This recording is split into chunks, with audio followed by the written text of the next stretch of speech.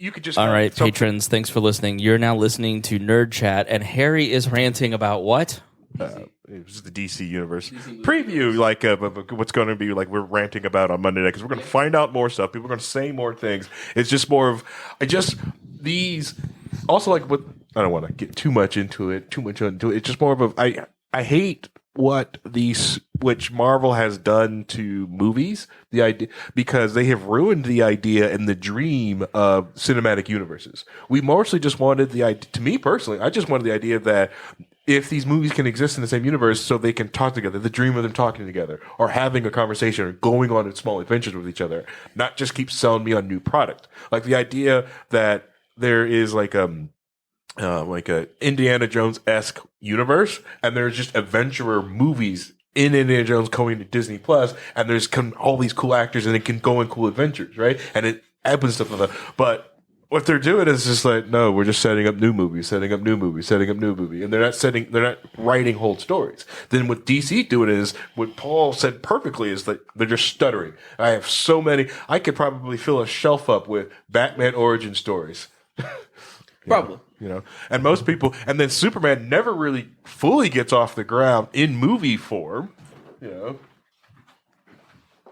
Finally, we've got good graphics, good everything to make Superman look like a beast, like a badass. Yay! Brandon showed up. Yay. Hello. Nerd talk over. Yep. And honestly, I wasn't even, and this like the first time even like making it like the dough you buy at the store, that I wasn't a complete twat and like insisted on eyeballing. And I used the fucking measuring spoon, and they were all so like perfect in size. It was like the most beautiful cookies I've ever made. These are very good. Thank you. They're very good. What inspired you to bake cookies? Oh, Lexi and I were just on our ho shit. We were just, oh my God, I'll get some pictures of the apartment, some, like, as it's been a work in progress, but it's basically like the North Pole threw up. Yep. See, I'm disappointed because like I smelled like into the mic, some James. like dandelion type smell. I thought they were like THC cookies. I was like, yeah. Okay. Oh no, that's probably just the weed coming off me.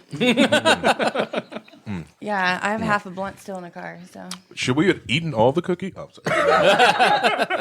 I know. Actually, You'll that's totally a missed feel it opportunity. I know. You could Hour have when you accidentally go to tricked leave. Kristi into getting high. Secret ingredients. Yeah. Yes. Here, Squish, have a cookie. No. You had Nap the, time. You had the It will be nap time. to get him like Into the fucked up, mic, James. Yeah. God damn it. But I don't want to put it down. Yeah, you could have like. I need to put some like Adderall in one of those cookies. I want to see him go to. That'd have been better for Paul. I want Who to see him got go the to Adderall 100. cookie? I don't know. Just Can you hear me in this? cookie. Yeah, you sound good. Okay. Cool. Harry got the Adderall cookie, which means that he's even more focused. One dose of Adderall, Yes. I become successful and He hasn't happy. been- he hasn't been 7 days. It hasn't worked for me yet, bud. Donovan, you're off. I'm off. Yeah. Oh, no, you're I just wish. quiet. Yeah, I was just No. leaned back some a little bit. Yeah. I haven't touched Adderall. I try to stay away from a lot of uppers. I think the strongest upper I want to touch is coffee. All right. Yeah, because you're already motivated to do a bunch of stuff. When you openly go, oh yeah, I want this thing that makes rice for me so I can eat it while I'm working out, so I don't have to stop and eat and cook. Yeah. You're already motivated enough. You don't need Adderall. You get Adderall and you don't sleep for 7 days. Just hearing And about then you've programmed an entire game for no reason. Yeah. Like, I did all. I'm 7 months ahead in everything I'm doing for work. They don't even know what to give me anymore. I just did everything. just hearing about how You get, like, a bunch of motivated cookies. you are. One of them has fentanyl in it. So who's the fentanyl cookie, right? Oh, Get shit. some more.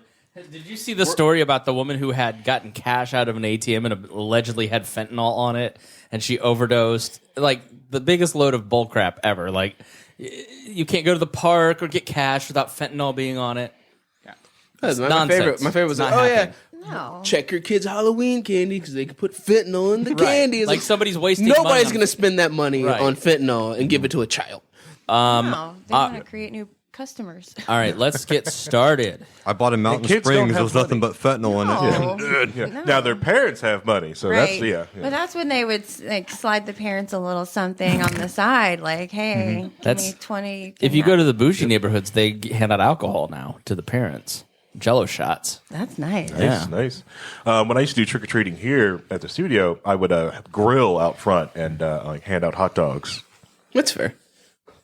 Yeah, no, that's mean, what's up. Yeah, That's one way to go about it. One of the guys was just like went back to his house and then put like a steak on there. And I was like, I'll be back for this and keep flipping it. Wow. Keep flipping it. I let it sit, sir. What is wrong with you? I was disgusted. I bet you want it well done too, don't you? He did. Yeah. Gross. Yeah, it was awful. Sir, this is Indiana, not Stop Alabama. We can't eat fucking reptiles for food and dinner. Right? Spangle's over there like, I love my well done steak. I love my well done steak. Reagan likes it well done with A1 sauce. Okay. Well done. So I buy her like $5 steaks and Yeah. me exactly. $20 steaks. And that's fair. But you know what? I mean, I think I was the same way up until probably, but I mean, she's older than I was like probably, I did that until I was about 20, 21. I'm fine with steaks however they come. I mean, I will sometimes overcook just because I want to taste the char. I like my steak just walk through a warm room. You said that so serial killery. Harry wants a steak I like to- waved in front of a open fire on the TV monitor. I like to Like, eat oh, mine that's just nice and cooked. Nice so and I toasted. can taste the char. Hey, Okay, Dale. I don't like judge the your char. hobbies, Spangle. But like, yeah, usually everybody just be quiet for just one But- second but- for me so I can see who's humming.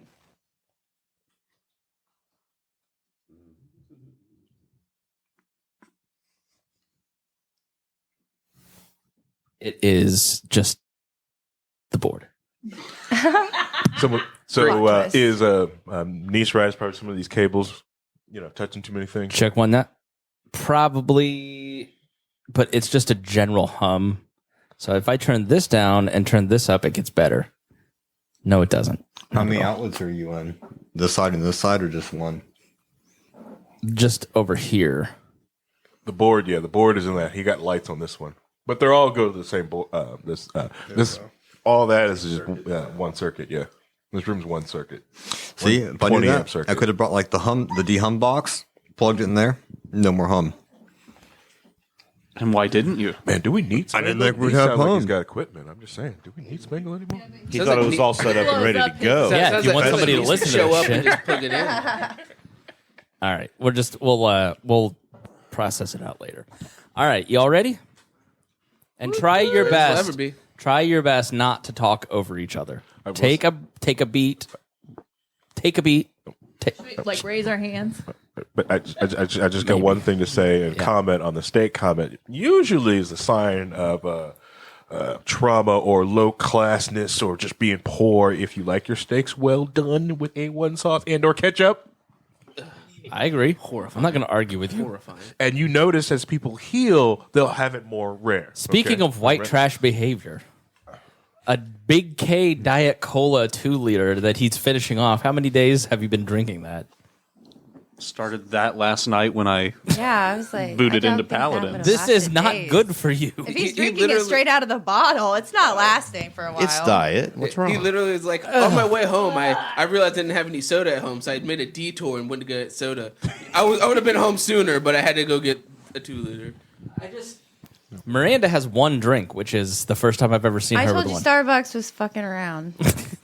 You always you would come over and you'd have lemon water and coffee and regular water and a Coke. I wanted everything today too, but Double fisting. Yep. All right, let's get started. This table is not good for drinks. Yeah. I have found a nice sturdy spot, but I realized that at the same time. Mine is in the box. There's a pad under here for deafening. I think we probably should get like a board, like some just wood. I'm going to have absolutely no control over this episode. I can tell already.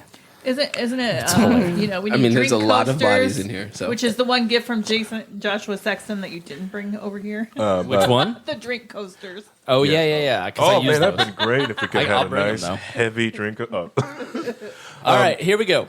Everybody quiet. That hum drives me crazy. But here we are. All right. Welcome to We Are Libertarians. Thanks so much for joining us. Honestly, I don't even know what we're going to talk about in this episode. We're just going to chit-chat. We've got 8 people here.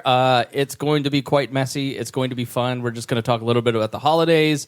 And I'm going to let James Nease explain why he thinks doxing is okay. So we'll talk about that. Just sort of a fun listen here on We Are Libertarians. We'll see you right after these messages. Welcome back to the show. Thank you so much for joining me here on We Are Libertarians, a part of the Chris Spangle Show.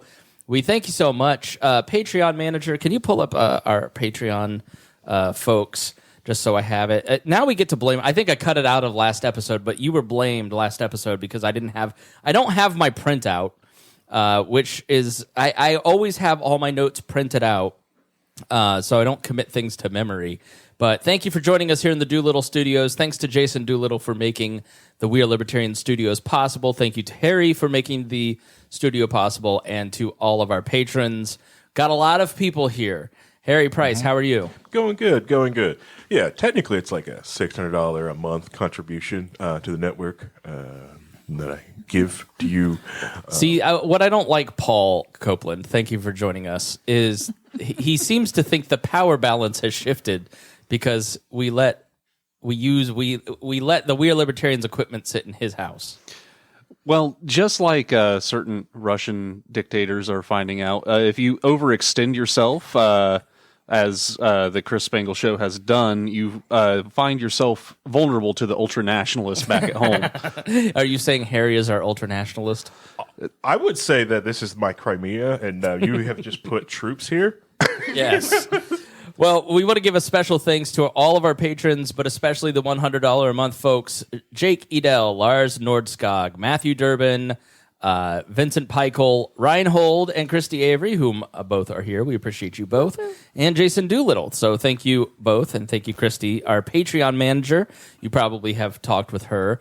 Also here, we've mentioned Rhinehold. Rhinehold, thanks for coming all the way out. It's like an hour drive for you. It's like an hour drive. Feels like an hour drive. It's probably about 45 minutes. But That feels like an hour. That interstate's going to be done. It was supposed to be done in November, but I hear now it's going to be April. April. Yeah. April. I believe that. I'll put money down on that Yeah. one. Of what year? They said Yeah. 2020. They actually did say 2023. But 30-20, got it. They have a $100,000 day penalty for every day that they go over, so they better hurry it up. Also here is Vincent. Thank you for unmuting yourself. We had to have a private conversation last time. You apparently laughed too loud for some listeners. I guess that's a thing that happens, but it's okay. It's okay. I understand. Yes. That my laugh can be very annoying to some people, because when something really is funny, my pitch gets really high and really loud. I love when you're in the room, Harry. You don't notice it. Yeah, you don't notice it. It's just something like maybe a frequency that the mics pick up that we don't. You don't hear with the human ear. Yeah. You're gonna want to adjust this so it's right in your mouth, Harry. so one thing we should probably do is just make sure when he's muted, when he's laughing, that way the other mics will pick it up, so it'll sound more. That's what That's Evenly probably the what conversation. It is. It's probably what it was. Is that it was so loud because all the mics picked it up at the same time. The So other it problem ricocheted was off the wall. this shitty recorder. So I brought the better recorder, so it hopefully sounds a little bit better. All right, now I was going to say I'm also glad that he's back from his week suspension too. yes. So rude. It's so rude. I got Vincent- suspended for stating how Spangle said don't talk over each other and proceeds to talk over everybody. This is my podcast. I can do what I want. You see that picture up there? Rules for thee, not Do you for see that me. picture up there?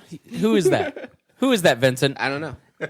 It's time I've never seen that it's face time before in my life. It's time you learn. I've never seen that face before in my life. That's Dear Leader. This is my podcast. I will fire you. I didn't even hire you to I was begin hired with. by the Neo Dear Leader, and he Right. told me that he's paying my stuff. I don't have to worry about you. I'll fire him.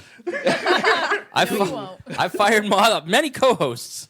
Oh boy, the fracturing's already happening. Yes. He can't fire me.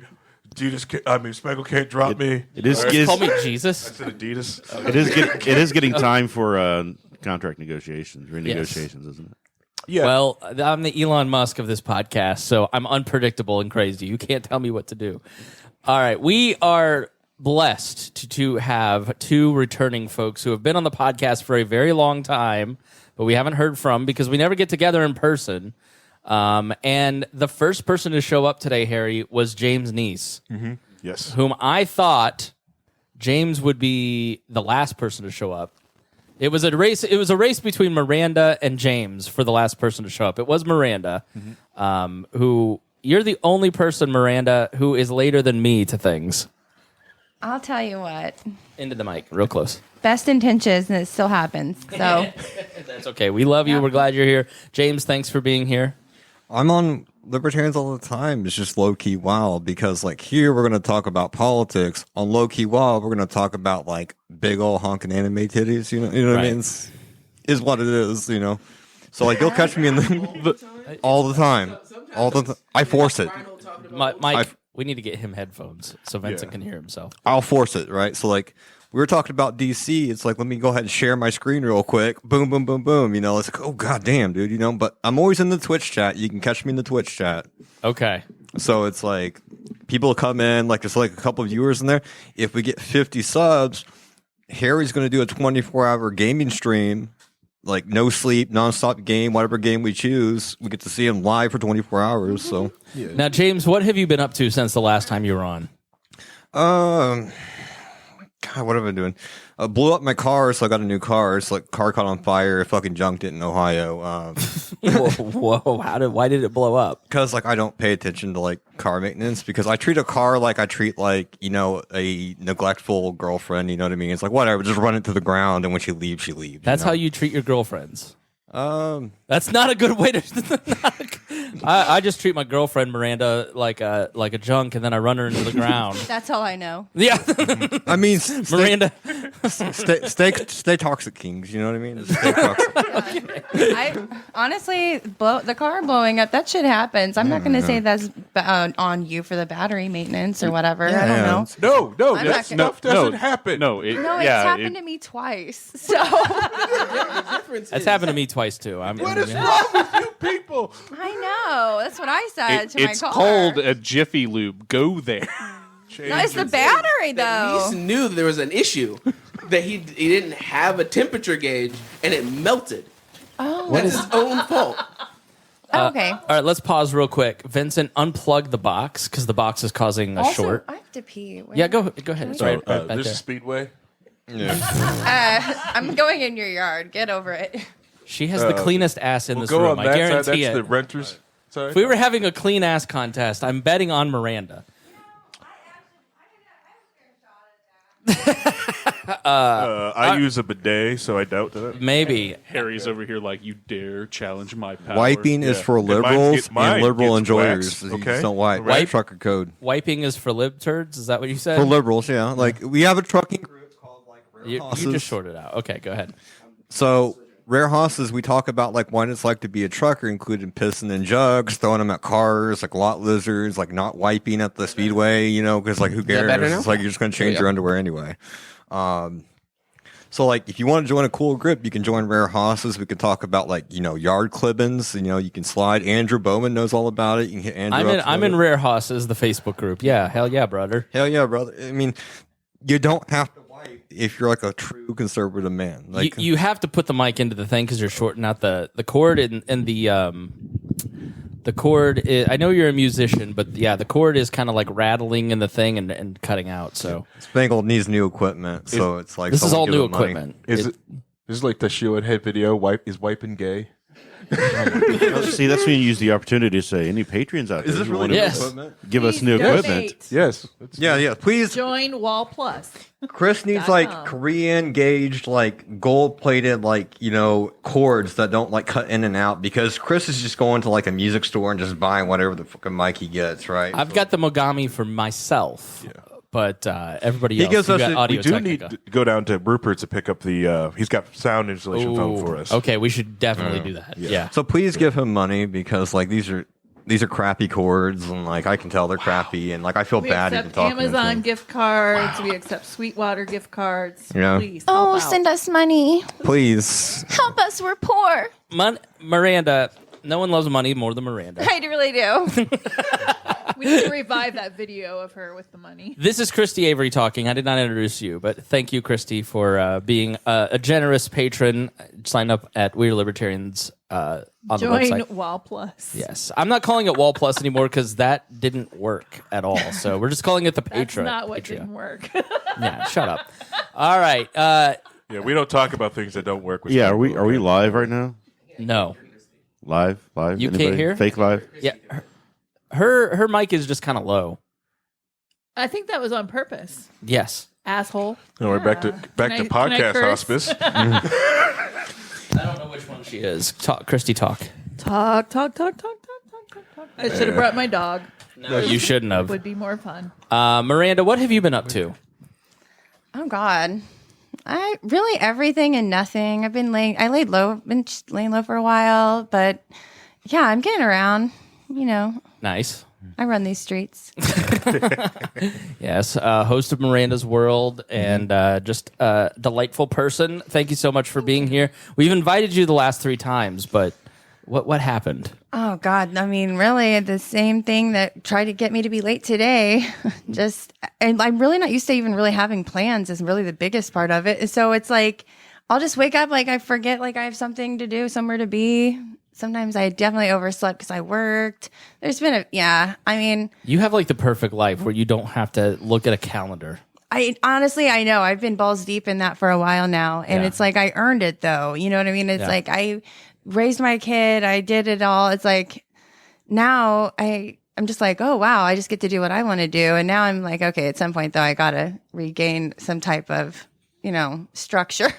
Your daughter is graduated high school now? God, yeah. She graduated actually early. And so she graduated October 2019. And yeah, she's getting ready to be 21 on Monday. Oh, she's going to start drinking. Smoking Well, too. Yeah. Smoking too. Start drinking? So yeah, I don't have You're to not go in and allowed buy to the drink vapes until you're anymore. 21 in this state. So obviously she hasn't been doing anything Yeah, illegal. What'd you say, Miranda? I won't have to go in and buy her vapes anymore. No, she'll still make me because it's like cold, and she also just looks like toadstool half the time. What does that mean? She doesn't. This girl is so funny, and she just doesn't care. She does care though, only when she wants to. But it's like, yeah, we just walk around. She has this big blue North Face puffy coat, and then she has this like blue beanie that she wears underneath it. And she wears the hood up, and she just looks like a little toadstool. Oh my God, she's walking around looking like Veruca Salt from like the Willy Wonka movies. She's fucking acting like it. I can tell you that. We've had. Poor Vincent. He's self-conscious about his laugh now. I mean, you told me to mute if I laughed. So You I mean, laughed I do into it. your. It was like Yeah. you were sneezing. It was very funny. You I mean, yeah. What into your elbow? Gotta dampen it somehow. You're not allowed to enjoy your time here. Like, I swear, if you fucking laugh, I'll just end you right now. It's fine. It's fine. I'm used to it. All right, let's talk about nothing serious for at least a few minutes. So if you want to hear something serious, this is not probably going to be the episode. We will talk about doxing because James, that's what's on everybody's mind apparently. As much as I don't want to talk about that guy anymore. Christmas plans. Should we talk about Christmas plans? Should we talk about our favorite Christmas toy, our favorite Christmas memory? What do you think, Harry? What would be a fun topic? I like the idea of so you could do for like favorite Christmas toy, maybe, I don't know, because like my toys are completely different than the toys everyone else would buy at this table. Okay. All right, we'll Why? put that up there. Because I have different and niche interests. Yeah, tell us about Gunther's laptop. She's in what grade? She's in the 5th grade. She's kindergarten. Kindergarten. And she has what on her laptop?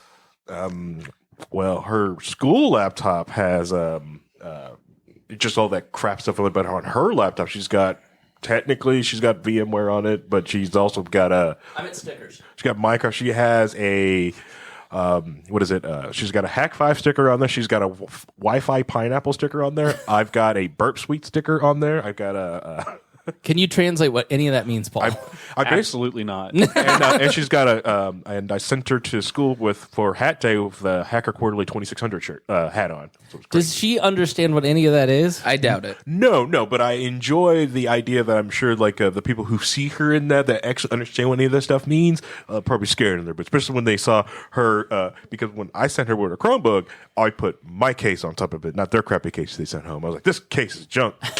What is this Chinese-made piece of junk? What would she like to put on her laptop instead of that? Mostly Minecraft, and or Minecraft stickers, or what else she's into, or dinosaurs. I have no idea why she's still fixated with dinosaurs, and she will correct people around them if they mispronounce a dinosaur name incorrectly.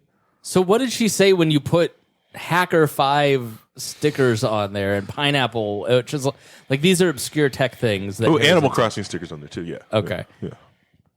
What did she say when you put that on there? She's like, "Thanks, Daddy. I want more stickers." Kids are awesome. Stickers. She likes stickers. Everybody loves stickers. Yeah. So what like when you were a kid, were you always a weirdo?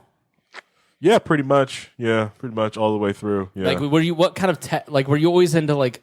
I'm not going to say obscure tech stuff because like when people think of tech, they think iPhones and social media. Yeah, that's not tech. And, Yeah. and if you just game on your phone, you're not a gamer. I'm sorry. I'd play Angry Birds, and I'm very good at it. Don't let Spangle lie to you. He is a Nintendo gamer. Okay. Harry over here claiming PC Master Race over everything else. Because it's PC Gaming Master Race. Our frames are moving at a faster pace. Okay. All right. Too bad that games aren't developed for that, though. At work, we bought a video editing computer. Vincent, mute yourself.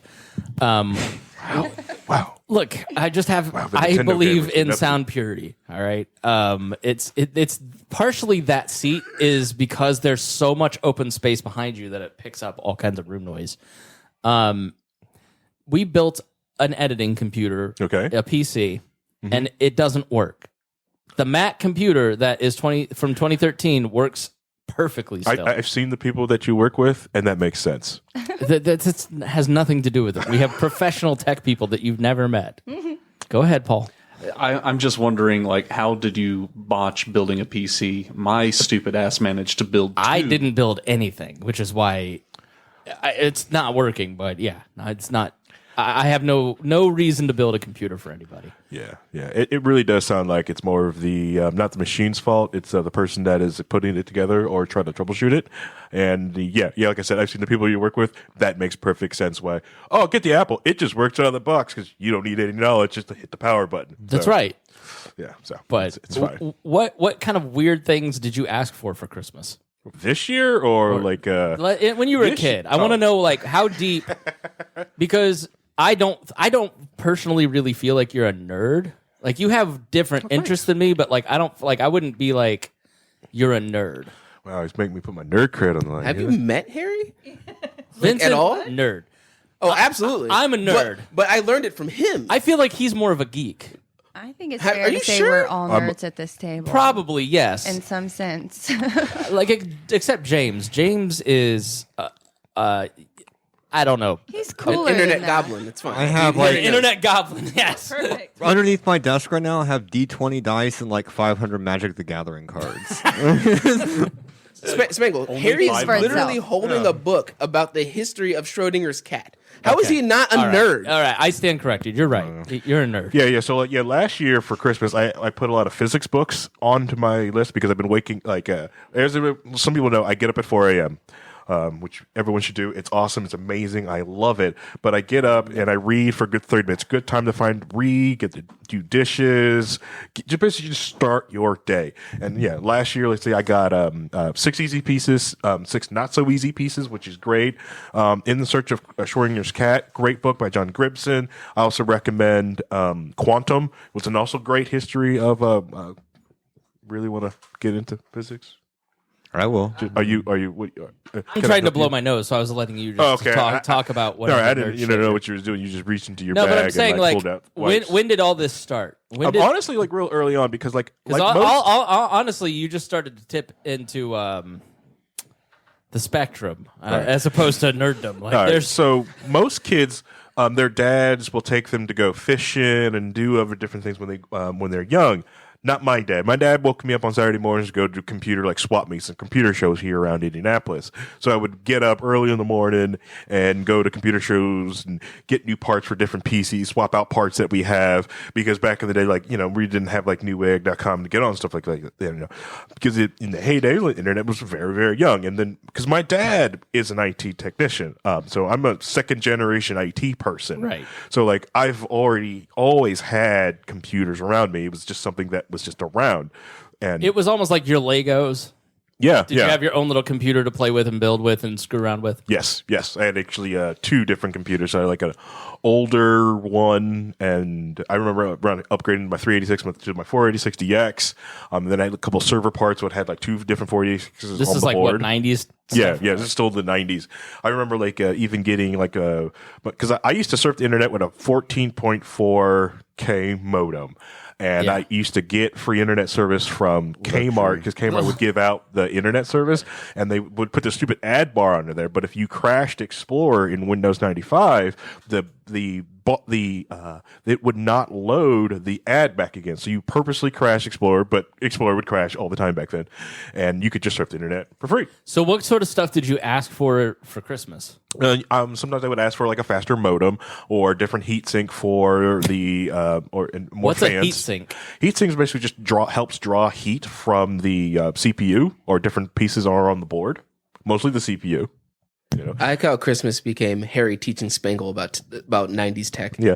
Or I get more RAM because I definitely always need more RAM, or I fill up with more hard drive space because someone got SCSI drives because like hard drives are really small. So if you wanted to store more things, I remember saving up or asking for I got my 10 gigabit hard drive. I love that little thing. Or just getting more floppy drives. Were more you drives. bougie enough to have a second phone line specifically for your modem so you weren't interrupted? We were. Hell yeah. No. That's the main reason. I always thought I was a night owl, stay up all night, but no, it was just more of habit because I have 3 sisters, it was just staying up late so I could just use the phone line. Yeah.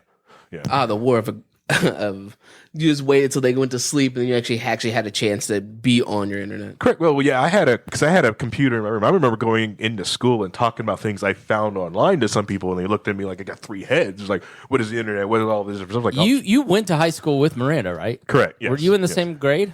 Yeah. Yeah. Oh, okay. Mm-hmm. What was his reputation? Okay. Be honest. So. And did you even know who he was? I mean, I do recall him, but it's like, no, honestly, the thing is, I had moved out and I was when moved out for the first time and was dating that guy. So I didn't even start high school until halfway through my freshman year. Okay. Because I broke up with him and moved back home. And You then- heard that right. She was 15 and moved in with the guy. I was 14 when I moved in. Oh, Jesus. So, All right, we're not gonna ask what you got for Christmas. Okay. well, we'll go there. No, but so yeah, I would go. I usually didn't make it past second period.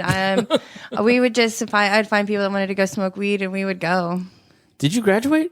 No, I didn't, because I got pregnant at 15. Right. I had her at 16, and so I thought about trying to go back, but because I really do love to learn, but I just couldn't. There was no way. I didn't even know what I was going to do to support us or Right. whatever. So that just wasn't an option. But as soon as I turned 18, I took the test and got my GED. So you really didn't know much about Harry because you weren't around? Nobody. I really didn't know anybody much from high school. I mean, more people from middle school. Because in high school, I really wasn't there much. Did you know about Miranda? Yes. Okay. Yeah. Oh, yeah, shit. Yeah. Should I ask what her reputation was? Oh man. As a nerd, and I'm going to plead the fifth on that one. I'm gonna, But anyways, yeah. Was her I reputation the girl who left at second period because she was smoking weed? Because some of the friends I met in doing wrestling and stuff like that. Yes, they have smoked with Miranda during school or would skip with them. And actually, the people that got me to skip the first time my senior year, was those same people. Yeah. Who is it? You remember Stephen? Little short black guy? Yeah. Oh my God. Yeah. What do you think your reputation was? What do you think he was going to say? Oh, I mean, I don't know. I was excited to hear it. I was like, I hope it's like a hot chick situation or something. I mean, Yeah, it is. Yeah. Yeah. Because it was that. Yeah, I didn't want to do that, Okay, but but because I was sophomore year. She was what the Holy Grail? Is that? Yeah, No. we would. Okay, so honestly, some of the guys would sit there and debate which one was hotter versus Miranda and another girl whose name I'm not going to say. ooh, no, drop it. Say the first name. No, Say the first name. no. What does no, it start with? Maybe she'll know that. No, We'll talk about it off the air. Not All on the record. right, Not on the record. hold Not on. on the record. Because Everybody be really everybody be I got- quiet. We're gonna mute, and you're gonna No, tell her, no. and then hold on.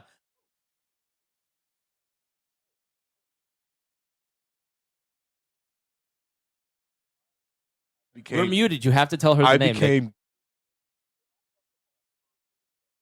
What'd you say? I became good friends with her little brother. Who, and Miranda's? No. Oh, the hot chick's little Yeah, brother. yeah, Okay. yeah. So Miranda and this girl were in a competition for hottest girl in the That grade. moment when Yeah. you said that and Miranda looked into space like, all right, who had a little brother that he'd be friends with? I know. Do you know who it is? Watched her, I almost said his name, so she would've went saw hold the on. numbers come out in front of her head like the memes. With brothers. I mean, so it's like some of the You had a hard time with brothers? of the hot chick, the really hot, cool chicks that I knew, or off the top of my head, they had sisters.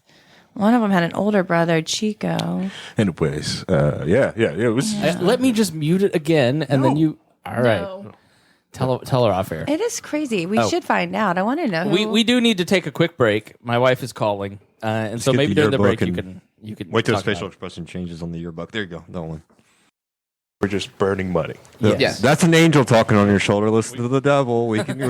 We do need that check for the internet. Yeah. We'll apply for that grant. Get the internet draining. The thing about having like a studio or just a podcast like network and professional, like I'm a professional podcaster and I record stuff, is you're constantly buying equipment.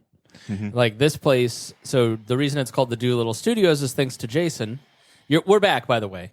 You didn't miss anything.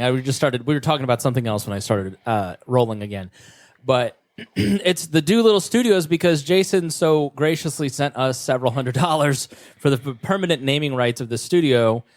And I wanted to buy furniture, but we never got the ability to buy like furniture and make it like I'm glad we didn't do it that way where we had like 4 seats. Yeah. Because I think this is way better where we can have 8 people if we want. But there's just always another mic clip or another cord or another mic foam for windscreen or, it never ends. And half this shit doesn't work after being in storage for 3 years. And I don't know why, but I blame Mittens, really. I do too. How dare you? So Casting off mites, that little. So we always have needs, and I think right now we need to get some stuff on the walls to do sound dampening. That would be really cool. I think that'd help. So yeah, the sound quality will continue to improve. Morale will not, but sound quality will always go up as we continue to kind of put the pieces back. But it's so much fun to have everybody here and Kristi and be together in one place. I'm just kidding. And it's great to see Miranda and James. James, why are you the way you are? What were you like as a kid? What did you ask for Christmas? I can remember one Christmas where like Resident Evil 2 just came out, right? And like, my grandma was kind of religious, so she looked at the artwork on it. She's like, "Oh Jesus, no, that's fucking violent." And shit. Literally, oh Jesus, no. So I'm like, ready for Christmas, and I see some PlayStation game sized like presents, right? So I'm like, oh shit, I got fucking Resident Evil 2, dude. I'm gonna blast a fucking zombie in the face. And you were probably like in kindergarten when you said, "Oh shit, fucking dude." Yeah. I'm ready to go, right? So like I opened it up and it's fucking Busby 3D, and at that point I hated Christmas ever since. What is Busby 3D? Literally one of the worst games. trash platforming games you've ever seen played. It's very early 3D version of a platformer, but they don't understand the controls for a 3D platformer Right. at that point. So it's just like, here's all these polygons and this cat platforming character, and you can't land on anything. So your grandma basically took the game you wanted and replaced it with something that was safe. Yeah, it was like rated E for everyone, which should have been E for fucking terrible because the game was but the game was so bad. Like I tried to play it a couple times. I got through like one level and it was just jank. Like the controls were jank, the video was jank, and I'm like, Grandma, this game's kind of bad. The other game she got me was Mega Man Legends, which was pretty good, right? Yeah. But like I wanted Resident Evil 2, so it's like, you know what? Like my dad's kind of been drinking a little bit. Let's go to GameStop real quick, right? So my dad's at GameStop and he gets me Resident Evil 2. We swap the game out, pay $20 to get Resident Evil 2. And I'm like, I'm gonna play through it. You saw like DualShock controller running through it. But my Christmas was always like that, where it was like I got like a bunch of stuff, but my grandma would like Jesus it up a bit. And it was just disappointing. So you got like a Kindle and she put it on a cross. Yeah, but she bought me anime too, because she's like, oh, he likes those Japanese cartoons, right? So one time my grandma bought me Ninja Scroll, right? Because I'm like, oh no, 11 years old or something, right? Because she goes to like FYE or something. She's like, I need some anime for my kid, because he watches like Sailor Moon and shit. Right. So she gets like Ninja Scroll and like puts it in there. I'm like, oh, this looks cool. It's samurai. And I'm like, holy fuck, he's just like fucking raping that girl, dude. Oh, no.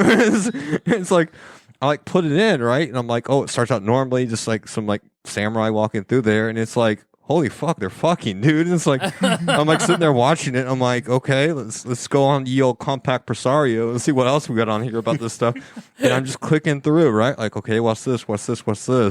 And it's like, holy shit! Like this one, it's like that's a huge fucking titties, right? And it's And you're 11. I would have been normal, right, if my grandma in her Jesus fervor didn't see like, oh, this is like a cute anime title in the front Hold because X to doubt. hentai's deceptive, right? So right. it's Yeah. the cover on it looks like a normal, fun anime, but like when you put it in, it's That's like, what I keep telling Paul. Yeah. Paul swears all these Asian cartoons are normal, but you see one fat set of titties at 11, you end up like James Nease. Chris, I tell you straight up, watch whatever you want to. Like, if you think it's a series that a younger person that you want to give content to, watch it first, because you don't want a James Neese in your life. We are in a full agreement on that, for sure. So you really think that it's the anime titties at 11 that made you this way? Well, it was that. Then like my dad being like drunk every holiday, so I could like raid his wallet for stuff. So like I'd raid his wallet and then go like to the store and buy Diablo 2, Lord of Destruction and stuff. And then I had a friend named Ian who Paul knows Ian, and like he got a computer into his house, right? So like the reason I got banned from Ian's house on the computer was I'd go over there every day and we play like Legends Dragoon or whatever, right? We just fuck around like Final Fantasy. And his mom was like, you know, busy dating some guy. She wasn't home, but they had one family computer. And I was like, you know, like, Ian, dude, like, check out this website I found at the library, right? At the library. So it was like There were some librarians, 87 years old, walking by and sees fat anime titties, and little James Neese just double clicking his mouse. like he can validate the story. He can straight up validate the story, but it was like a listserv of like Dojin, right? So like I'm like, yo, like, because we watch anime like Rurouni Kenshin and stuff like that. So we're going through this listserv and like came across a game called Spunky Night, right? So Spunky Night was a comic series that's kind of like Ever had a grim. spunky night? Anybody? But Can't talk about that. Miranda. but his mom came home, right? Sounds like Miranda's nickname in high school was Spunky Night. like she got on the computer to do her job, right? And she typed an S for something she's going to go like, you know, in the search bar to find something for her work. And she sees Spunky and she thinks it's like a Christmas gift for him. And she goes through the whole web series and she's like, that is degenerate. And she's like, Ian, who fucking showed you this? And it's like fucking James did. And it's like, so I got banned from the house. I had something similar. We had the internet in '93, and we had just gotten the computer. I think we got it for like Christmas time, a gateway. And so I was always a political nerd, so I went to whitehouse.com. And we had it maybe 2 weeks, and I was probably 10, maybe 9, and I'm like, type whitehouse.com, and there is a man in a Bill mask fucking Hillary in the ass in a Hillary mask. It was a porn website, and my mom walked in at that exact moment. She goes, damn it, Mike, I told you he just watched porn on this damn thing. We have to get rid of this. No, eventually I did, but the thing is, like, the internet's not like that anymore. It's all like social media, Instagram, right? But back in the day, the wild, wild west, you can just like go to some weird ass like GeoCities City's or Angelfire website. Yeah, we were talking about that last episode, how much better Web.1 was. Because you go, if you were interested in something, you could go to like bartleby.com and just get the full text of every classic book you wanted. You know, you could just, it was just text on text as opposed to whatever we have now, which is horrible. It's still like that. The problem is a lot of you normies are on it now, and you guys can't be fathomed to go to any other site besides Facebook, Twitter, but on the other sites, you guys can't go and go search for anything. That's why you guys still use your normie search engines, your normie. Use web browser. Pornhub. If you want to see Bill, I'm trying to Again, normie. Okay, moving on. Yeah, moving on. But I am trying to get all my achievements on Pornhub. I'm so close. I've got my account. I got so many achievements on there. haram. It's total haram. I'm an achievement hunter. What? Okay. All right. I already have. I know. In Yeah. more ways than one. Yeah. I even got the model achievement on there. I made $1. Okay. All right. So, Rhinehold, did you just get like Howard Zen books when you were a little kid, or what kind of things were you into? Whoa. When I was a little kid, it was a little bit different than what these guys had, where I didn't have computers and all that stuff. You didn't have- survive the and winter, stuff, right? So Did you? Yeah, we had. Did you even have punch card computers back then? When were you a not kid? at Like what home. decade? 70s? Yeah, BC? so I grew up in the 70s. I was born in 66. So I was, raised pretty much in the 70s. Okay. And graduated in the early 80s. So when I was growing up, it was much more like we would have occasional electronic games to play, but they were very, very like I don't know if you remember the old football game where you just go up and down and this way. Right. That was my favorite when I was growing up because that was just like the coolest high tech thing we had at the time. Right. You had crazy shit like talking to each other and books. I got into books when I was a kid, so I did a lot of reading and then did a lot of playing with erector sets and models and things like that, which who knows about erector sets these days, right? No, right. But that's how I learned how things work, how you build things. And then when I was just, like 10, 11, 12 years old, my family decided to start building a house behind the house we had because that was the whole idea is the house we were living in wasn't really that great. So they want to build a new house. So right. I spent years just helping them build that house and laying stone, putting up 2x4s.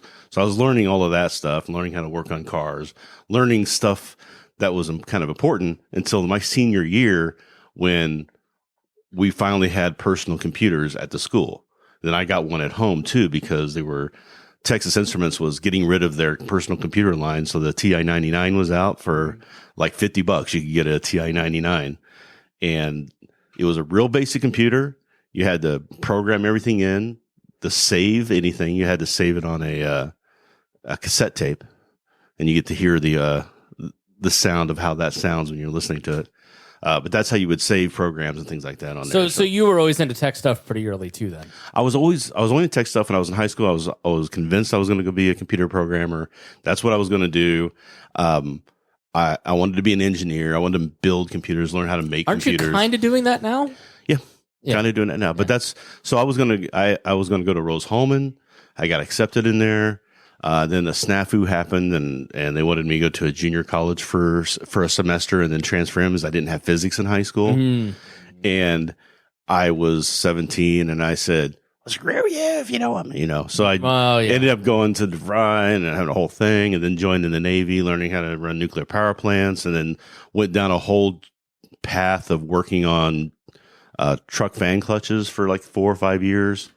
Because I was good at it, and I was also doing like inventory things, but didn't finally get back into computers. But I was always into computers as a kid. So when Harry's talking about his first modem being a 14.4, I was like, my first modem was when I was 19, 20. Oh, no, I was 21 when I got the first computer with a modem in it. It was 150 baud. And the first personal computer I had, we were sitting there trying to figure out how to put a 10 megabit hard drive attached to it through an MR, to a controller. So you had to go into the debug mode and do a bunch of really esoteric stuff in there. You guys have it so much better these days. Rhinehold is a child of the bot. I'm a grandchild of the bot. Yes. Thanks to people like Rhinehold, I was able just to hook a phone line up to, and then I take the whole phone and shove it in some suction cup thing. Oh yeah, the suction cup thing was really fun too. That was a good one. Rhinehold's probably old enough, like where he was like an adult during like when the .com boom started to happen. Yeah. It's like I just imagine him in like a Ross Perot shirt on a Libertarian Usenet site. You're not wrong because let me tell you. So when the internet thing hit, when people started getting on the internet, I was doing bulletin boards myself about that time, but I was already divorced after my first marriage when this happened. So I'm on the internet. I'm in Usenet groups, and I'm writing libertarian articles and stuff like that, which you can still go and search and find my name. If you search my name in alt politics libertarian, I'm in there. I know. I have the listservs from the LL2, which is the Libertarian Left Alliance 2, going back to like the 90s. You're in there. Oh yeah. You're a very intelligent person. So like, were you? I forget. I know what I wanted to ask you. All right. So we were born into the internet. Fairly early. I was molded by it. Right. We were kind of, I'm 39, so I was a teenager, so I remember like card catalogs at the library and traditional research techniques, but also like hybrid with the internet. But like, was the development of the computer and the internet when you were coming up sort of like Bitcoin, where people like, oh, this is a fad, this is never going to catch on, because they didn't quite understand it, so they just kind of crapped on it? Or was it very clearly like a revolution that was going to change everything? Well, I saw it as a revolution that's going to change everything. There's a lot of people who just thought that computers are for work. Why do you have one in your house? You don't need one in there. I remember if famously John Dvorak said that, why would anybody use a mouse? That was the stupidest thing ever. Right. And so when I was growing up, though, it was, you couldn't find information like you do now. Like I wanted to learn something. I had to go to the library or some other place like that and search through things and do research and find a book that might have something in there, read through the whole. It was a Librarians pain. used to know things other than pronouns, Paul. It used to be such a pain, but if I didn't, so like learning what I wanted to do for the rest of my life or was as a career, I lived in a small country town. I didn't, we had like 30 people in my graduating class, 30, 40 people. So It wasn't like we had access to, you could do all of this stuff. It was just, you had like 5 things. Most of the people there were just going to go into take over the family farm, right, and move on. It wasn't a lot of, a lot of research where I could just go and say, hey, these are all the things I could do. Here's a whole YouTube video series on how this works and what kind of job this is and what kind of job that is. So I kind of had to kind of figure it out. And I envy everybody who didn't have to worry about that. They come up with all of this information right at your fingertips. It's amazing. I don't know. I feel like that's sort of overwhelming for kids today. That there's like, people almost, I don't remember this being the case as a kid because you went to the grocery store, whatever the grocery store had, you bought it. Now it's like we're almost paralyzed by choice. There's so much. I mean, I can see that, but also remember when I was growing up, and this is the thing I think is the greatest thing about the internet is that I grew up in, a small country town, and a lot of those people are a certain way, right. So you were not popular in high school. I was not popular in high school. I was beat up a lot. It was a whole thing. But I was into things that nobody else liked. So I'm like thinking I'm the only person who likes this stuff. I feel like that's very formative information, Harry. Yeah. It makes perfect sense. But when you get to the internet, and you can find out that there's a whole community of people who are like you, that you can go, oh, I'm not alone. I'm not.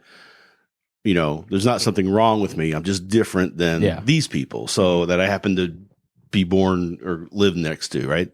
So finding that out was a huge mind shift when that happened. Would you say you got isekai'd into like this reality? Because it's like nerd gets bullied in high school, like leaves town, and goes into the world of like libertarian Usenet groups and Ross Perot, fanfare. I was defending Ross Perot for years, and then I finally decided that was a waste of time. But that's kind of the track. It was just that I was kind of like an outcast for a long time. So I'm looking at different ways so I'm seeing things in a different light than a lot of people. And my early involvement in the internet, when it was still just bulletin boards and CompuServe, it wasn't really what it is now.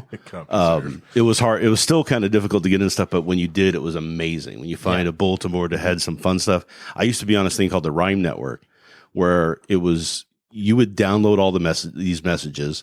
You would respond to the ones you wanted to. You'd create a file. You upload it back up.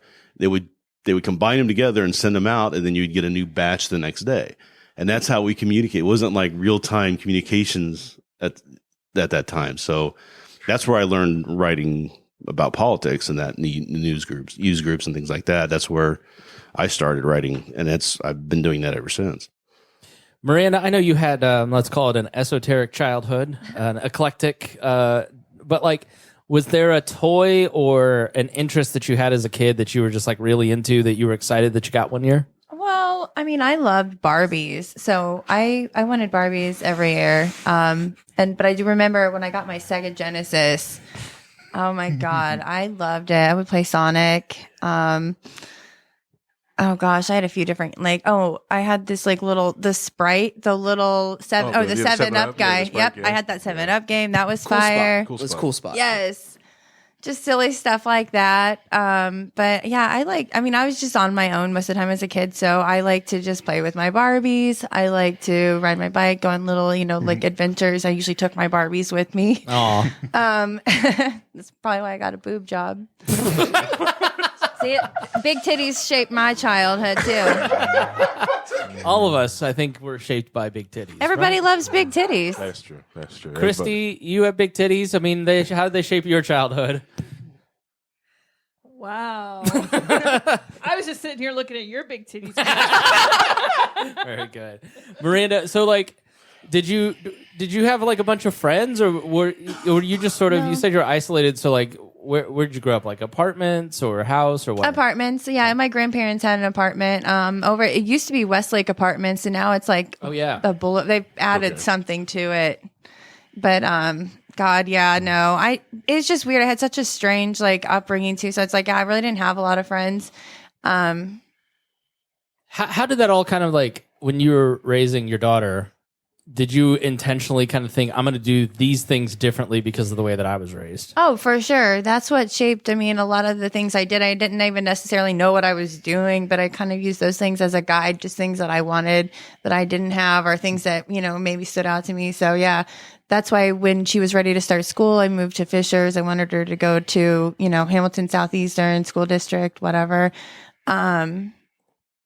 Just things like that, I don't know. It's just weird things that I tried to do. And it's funny because when it's happening, you don't really know if it matters or if they care, or what, and also she hated me for so many years. So I was like, but now it's like those memories like still stick with her. And like, so even with the Christmas baking and this stuff, it's like, yeah, she really enjoys like those memories of the things that I tried to do for her childhood, I guess. What are some of those things?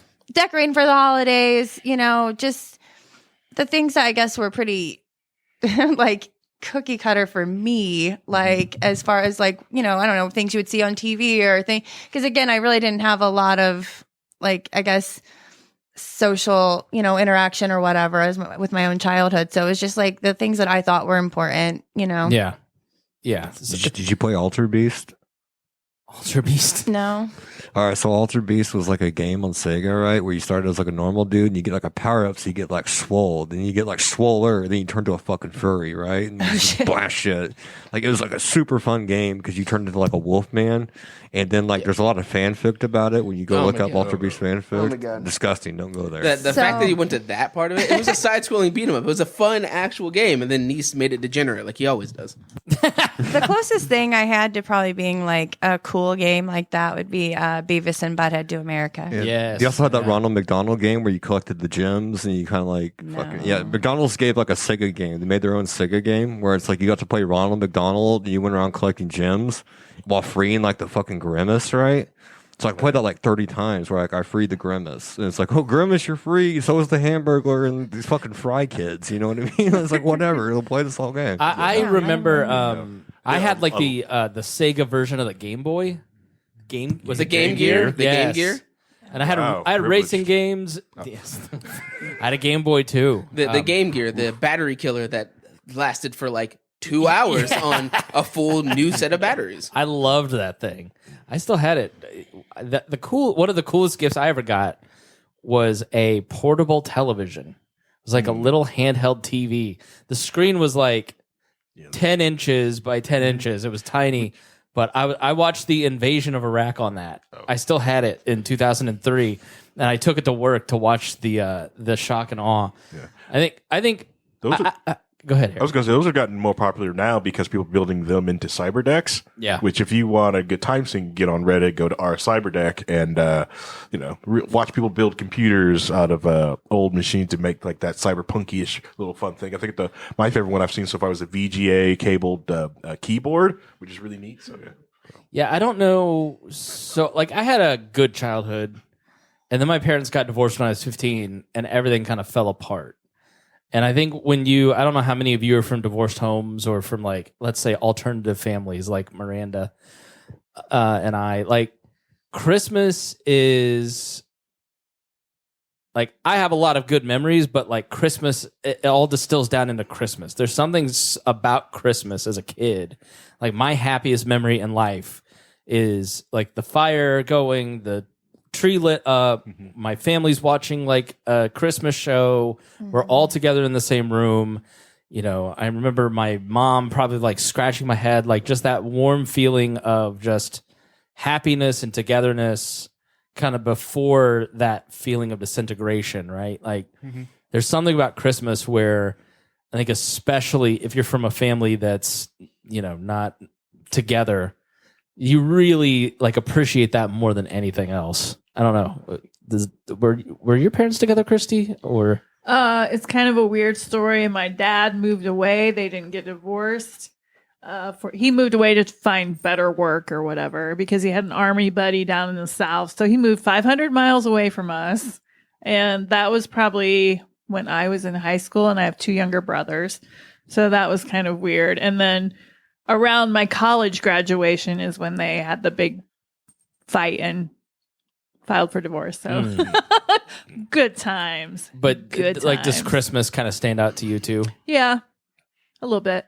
Normally now I only have one parent left, so we do Christmas normally on Christmas Day. This year, with my nephew being divorced and kids and different things, we're doing it at noon on Christmas Eve, so that's kind of weird. Yeah.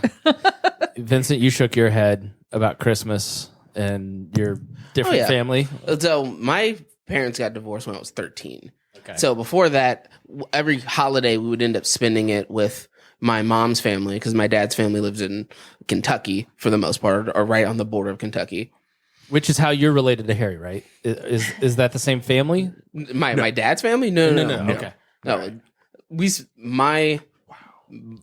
wife is my cousin. Okay. All right. So that's how. But then on your side, that's his wife is your mom's sister's daughter. Okay. All right. Yeah.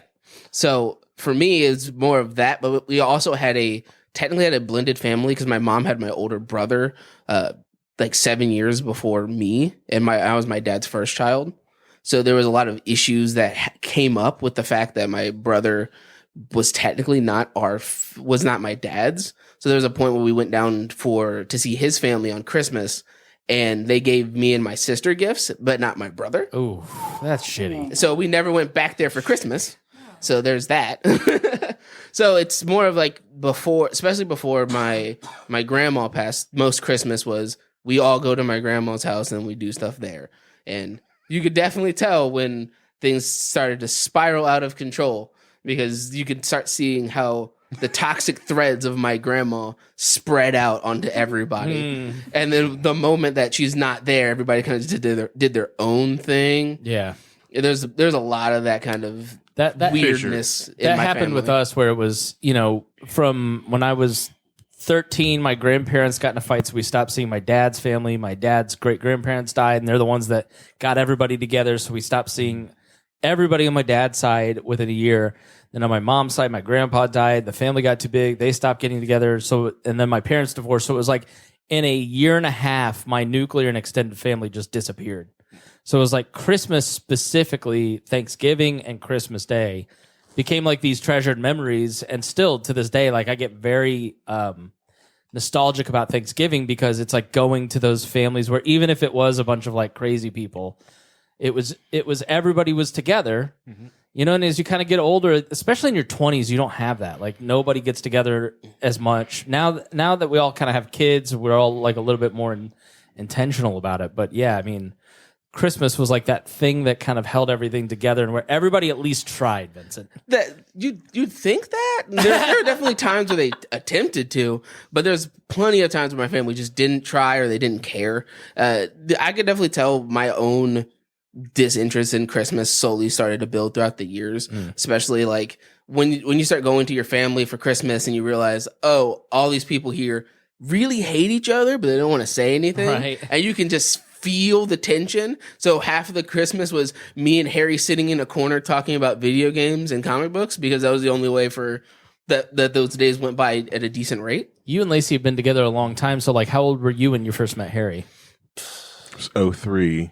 Yeah. So I was born in 94. So you're 9. Reagan's age. 9. Yeah. So he was pretty influential on you then. I mean, well, we talked about this on one of the episodes of Low Key Wall. I don't listen. If you watch, we actually had a full conversation in which Harry was speechless because we talked about that. There are many hundreds of thousands more listeners. Wow. Yes, That's the future number 3 episode show on the network. That's right. Yeah. So repeat it just for the people who haven't heard it. Well, basically, for the most part of my life, once I hit about 13, especially after the divorce, and it was my parents' divorce, and I was moving to a new area where I knew nobody because we moved up from the IPS schools, and I moved up here to go to LC. And then also I had just ended my first ever relationship I ever had when I was 13. And I was just kind of like adrift in high school. And then it just so happened I lived in the same complex as Harry and Lacey. Oh, cool. And that they ended up when Harry was like, I'm going to go do something, he just grabbed me and we just did stuff. Were you like, this child is sad and needs a role model, or what? Like, Yes. were you just sort of, were you like, because I would have been the same way. I've been like, I feel bad for Vincent. I'm going to draw him in and help him out, or what? It was more like this sad kid, and I know that he needed help. I know, and I felt like, for lack of a better term, like not try to help fix the situation that is, at least make it not so crap or Miserable. Shitty. And, yeah. And get him out of the house. You're not just sitting in it and just go off and do something. And I like having people around me. I collect people like I collected Paul. You know? Yeah. By the way, Paul, thanks for being here today. Yeah. No problem. All right, Harry, go ahead. Gotta catch them all. Are you Pokemoning right now? No. Okay. What are you watching? No, he's Completely playing different something else. He's playing something else. This is why I don't call on you. You're not paying attention. I am paying perfect attention. The ADHD is strong. So the Adderall has run out of the cookies. But yeah. All right, let's end with doxing. Is doxing free speech? Yes. Harry, what do you think?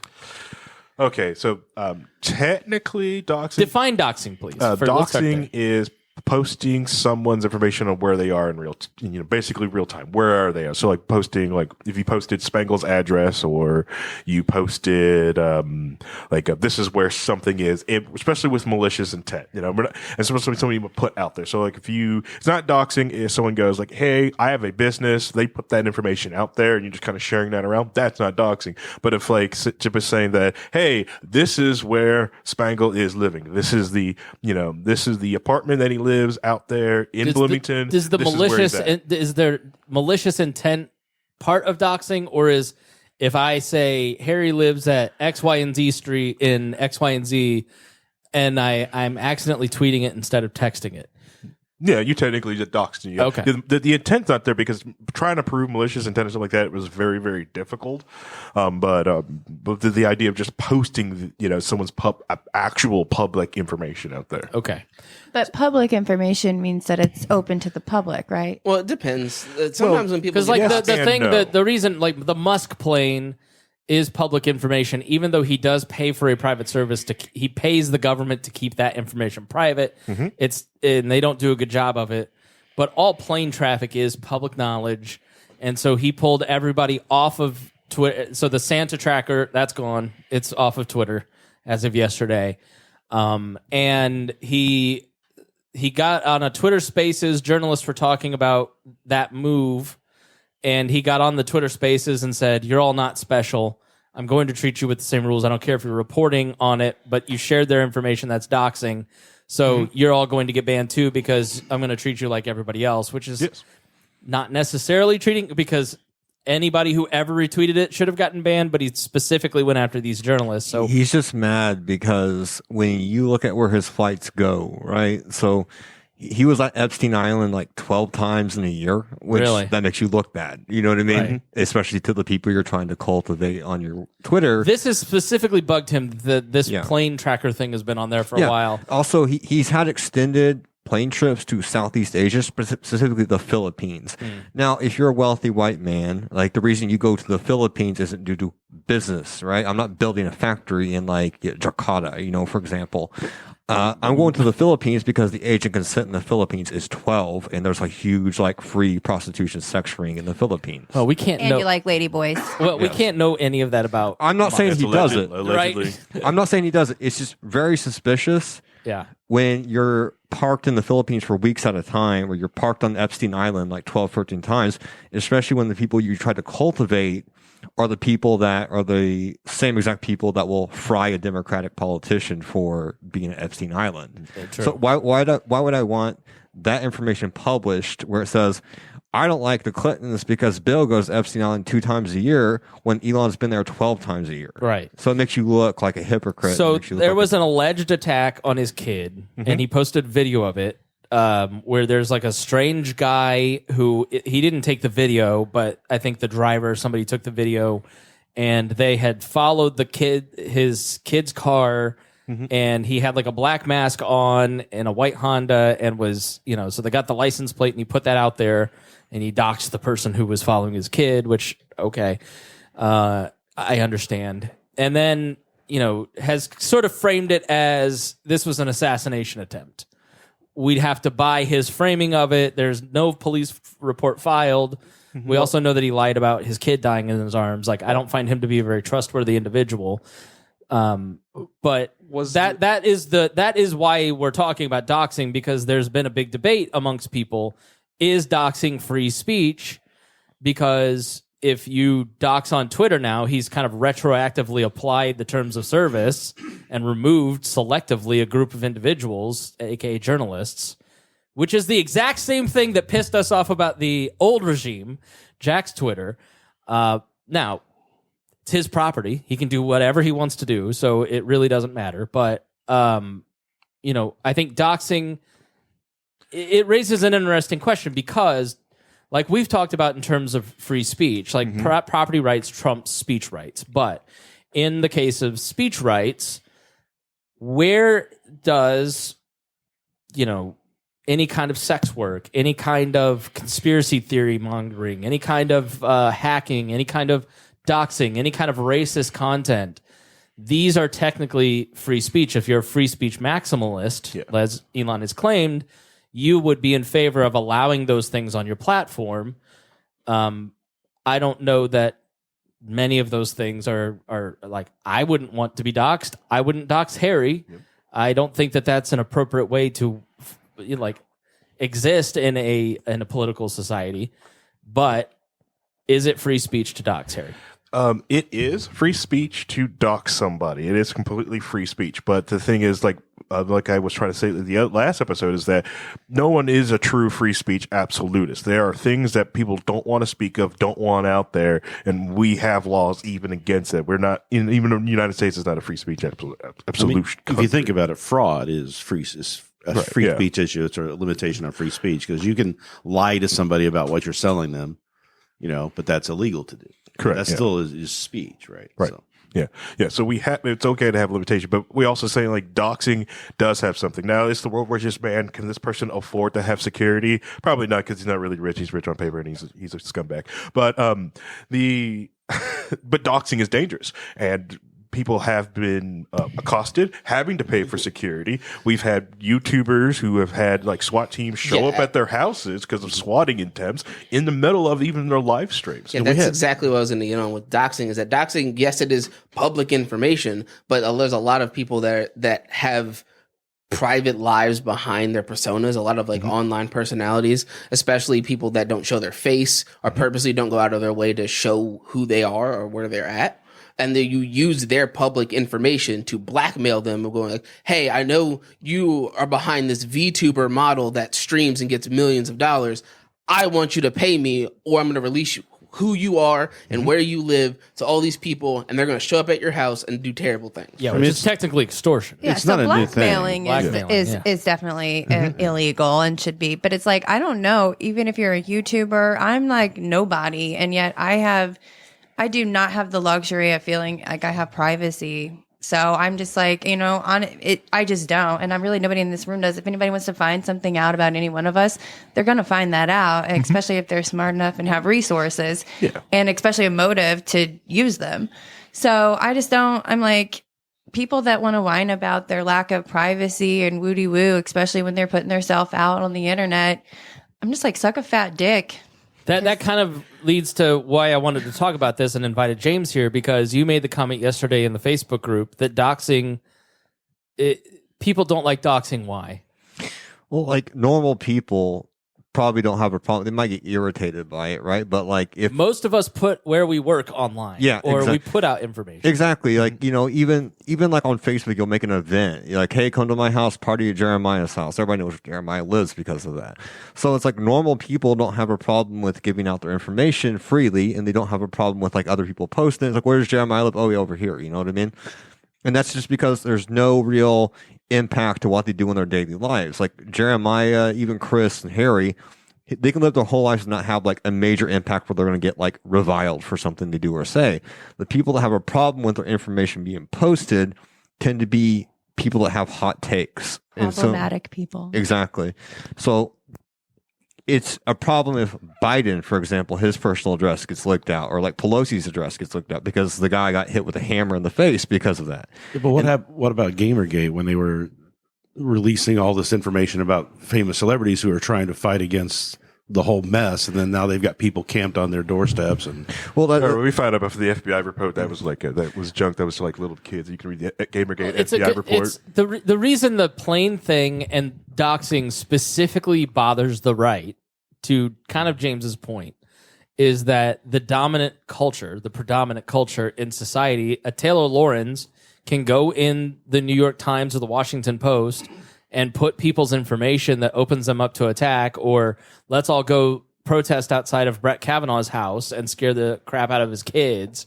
And that's acceptable. But then when it's the shoe is on the other foot, this is horrible. Like, and so conservatives have been really pushing on Twitter forever to deal with doxing, because right-wing people keep getting doxed and they don't like it and they don't feel that they're being it's like they probably did, but not at the level that they'd like. It's the same with like the child porn stuff. Twitter, of course, was going after child porn, but even Elon Musk is now pretending that they didn't.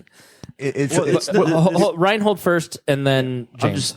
I just want to diffuse the notion that the right wing was trying to fight against doxing for years. No, they weren't. They were doing doxing. But that's they the were tip for just as tat. bad. That's I know, and I get it's the go ahead, Maranda. That's the hypocritical nature of the fucking right wing and the conservatives. It's okay for me to do it, but it's not okay for you, and I'm going to dictate. It's just that both sides are hypocritical on this. Absolutely, James. It's the way the right handles it is they like to be able to say what they want to say on social media, right? With like no repercussions, because it's me on like a Facebook on a sock account. So if I want to sit here and just say as many slurs as I can churn out and just like bully people online as much as you churn out, the reason they hate doxing is because let's say I have a sock account and I'm going to like some random person's like account that is like political, and I'm just going to say the N word as many times as I can until the guy blocks me, then make a new sock account and do it again. If someone finds out that's me and sees I work at Eli Lilly, you know what I mean? Now it's like, I can't do that anymore because they're going to screen cap this, send that to my employer, and my ass is going to get fired because of my behavior online. And that's a real threat to them, which is the only threat you have in a digital world where harassment is tolerated. Like, you can't do it in real life. I can't go up to Paul and bully Paul in real life because Paul can call the cops and get a restraining order on me. He can do all his remedies for that. There's no remedy for it online from a faceless sock account that's going to bully you online. So as long as that's the case, doxing is a somewhat acceptable form to get people to stop the online harassment. That's why I advocated before, like Korea, when you log into a gaming server in Korea, you have to put your national ID into their database. So when you're being toxic in Korea, basically telling people to go kill themselves in a video game, that's logged into your account, and they have actions they can do to you. So it's like, I'm in a League of Legends match as a Korean. I threaten somebody in like a League of Legends match because dude's throwing mid lane. They can actually go to the police and have actions put against me. But that doesn't happen in America. You log on any game servers or online service in like America, you'll just get harassed endlessly, and there's no recourse because everybody's anonymous. Now, there's people like liberty advocates that don't want like a national monitoring system on the internet where like you could be in a video game with me, you could be like CDog327, you call me a or something, right? And just harass me over that like endlessly. I wish you wouldn't dox me here like this, but okay. Yeah. But like, I don't have a recourse because I don't have a national identity. But like, if that's logged into like a system that I know you are, Chris Spangle, I can go there and file a restraining or a lawsuit for like defamation, all sorts of stuff, and actually punish you for that. So like, the reason doxing exists in that culture is because we don't have a way to punish sock accounts or like online personalities without actually like revealing their real life information to get them to stop. Now, is it okay for like to harass people like that aren't really doing anything because you don't like them, like swatting them? No, but is it good if like someone's like a really terrible person online that kind of like hate mongers or sort of like does like harassment campaigns to kind of drop their information in there. Like if there's like a hacker or something doing like a lot of damage to financial services, or like hackers doing damage to normal people, credit card scamming, like there's those call centers in India that they'll dox them all day. Yo, this dude's stealing money from you. This is who this is. Like that's the good nature of it. It's a gray area. All right, I heard. Hold on, I want to like add on to that before you may tip it somewhere else. I heard a comedian talking about Kanye West, and he was a friend of Kanye. There was a falling out. They got into a fight. I don't remember his name. But he argued, and the video may be out there if you look this up, he argued that Kanye wanted white speech. And what he meant by that is that in the 1960s, you could walk down the street and see a black person or any person of color and look at them and call them the N-word, and nothing would happen to you. So you literally had unfettered speech where you could say whatever you wanted to groups of people with zero consequences.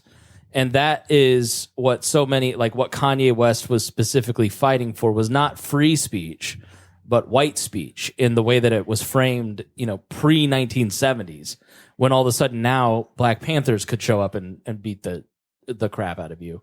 And I think there is some shape to that. When you have conversations with people in our circles, in libertarian circles, in right-wing circles, I mean, I do consider myself a part of the right wing. That is what it feels like. It feels like they want the ability to do what James is talking about.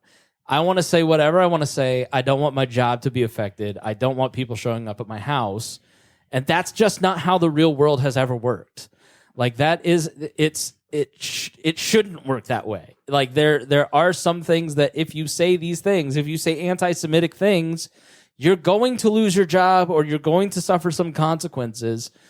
And I'm just asking questions, man. Why are there some questions we can never ask? That's not the same as free speech. So I don't know. Does anybody have any problems with that, or does anybody hear in that something that's Absolutely. Okay. We've had decades of this type of problem, and I can't believe no one ever sat back here and saw any of this crap. Name the problem. Hold on. Name the problem. We've had this problem even in the 90s. Rush Limbaugh's had this problem. When people would call up his advertisers and yell at him, take clips out of context, and get him advertisers to drop out. The same thing has happened to people on the right, libertarian spaces and stuff like that will have political commentary. People will get a hold of their business names and then find them and just like, no, they said this on the podcast. Oh, they'll take a segment of a podcast out of context, send it to them. The business freaks out and then just fires the person. No, Rush Limbaugh, his entire career was basically ruined by the Sander Fluke thing, because groups had organized and started calling all of his advertisers. They got so well organized that they started calling local stations advertisers. Mm-hmm. And so you could go to a spreadsheet and see everybody that advertised on Rush Limbaugh's show on WIBC, and they'd call Sullivan's Hardware and this heating and cooling place, and they would harass them with hundreds of phone calls. So they dropped them, and finally stations across the country could no longer monetize Rush's show, and he ended up on an AM. And that's where people on the right, James, feel that it's lopsided. In that, hold on. We know what you're going to say. I want to hear what James is going to say.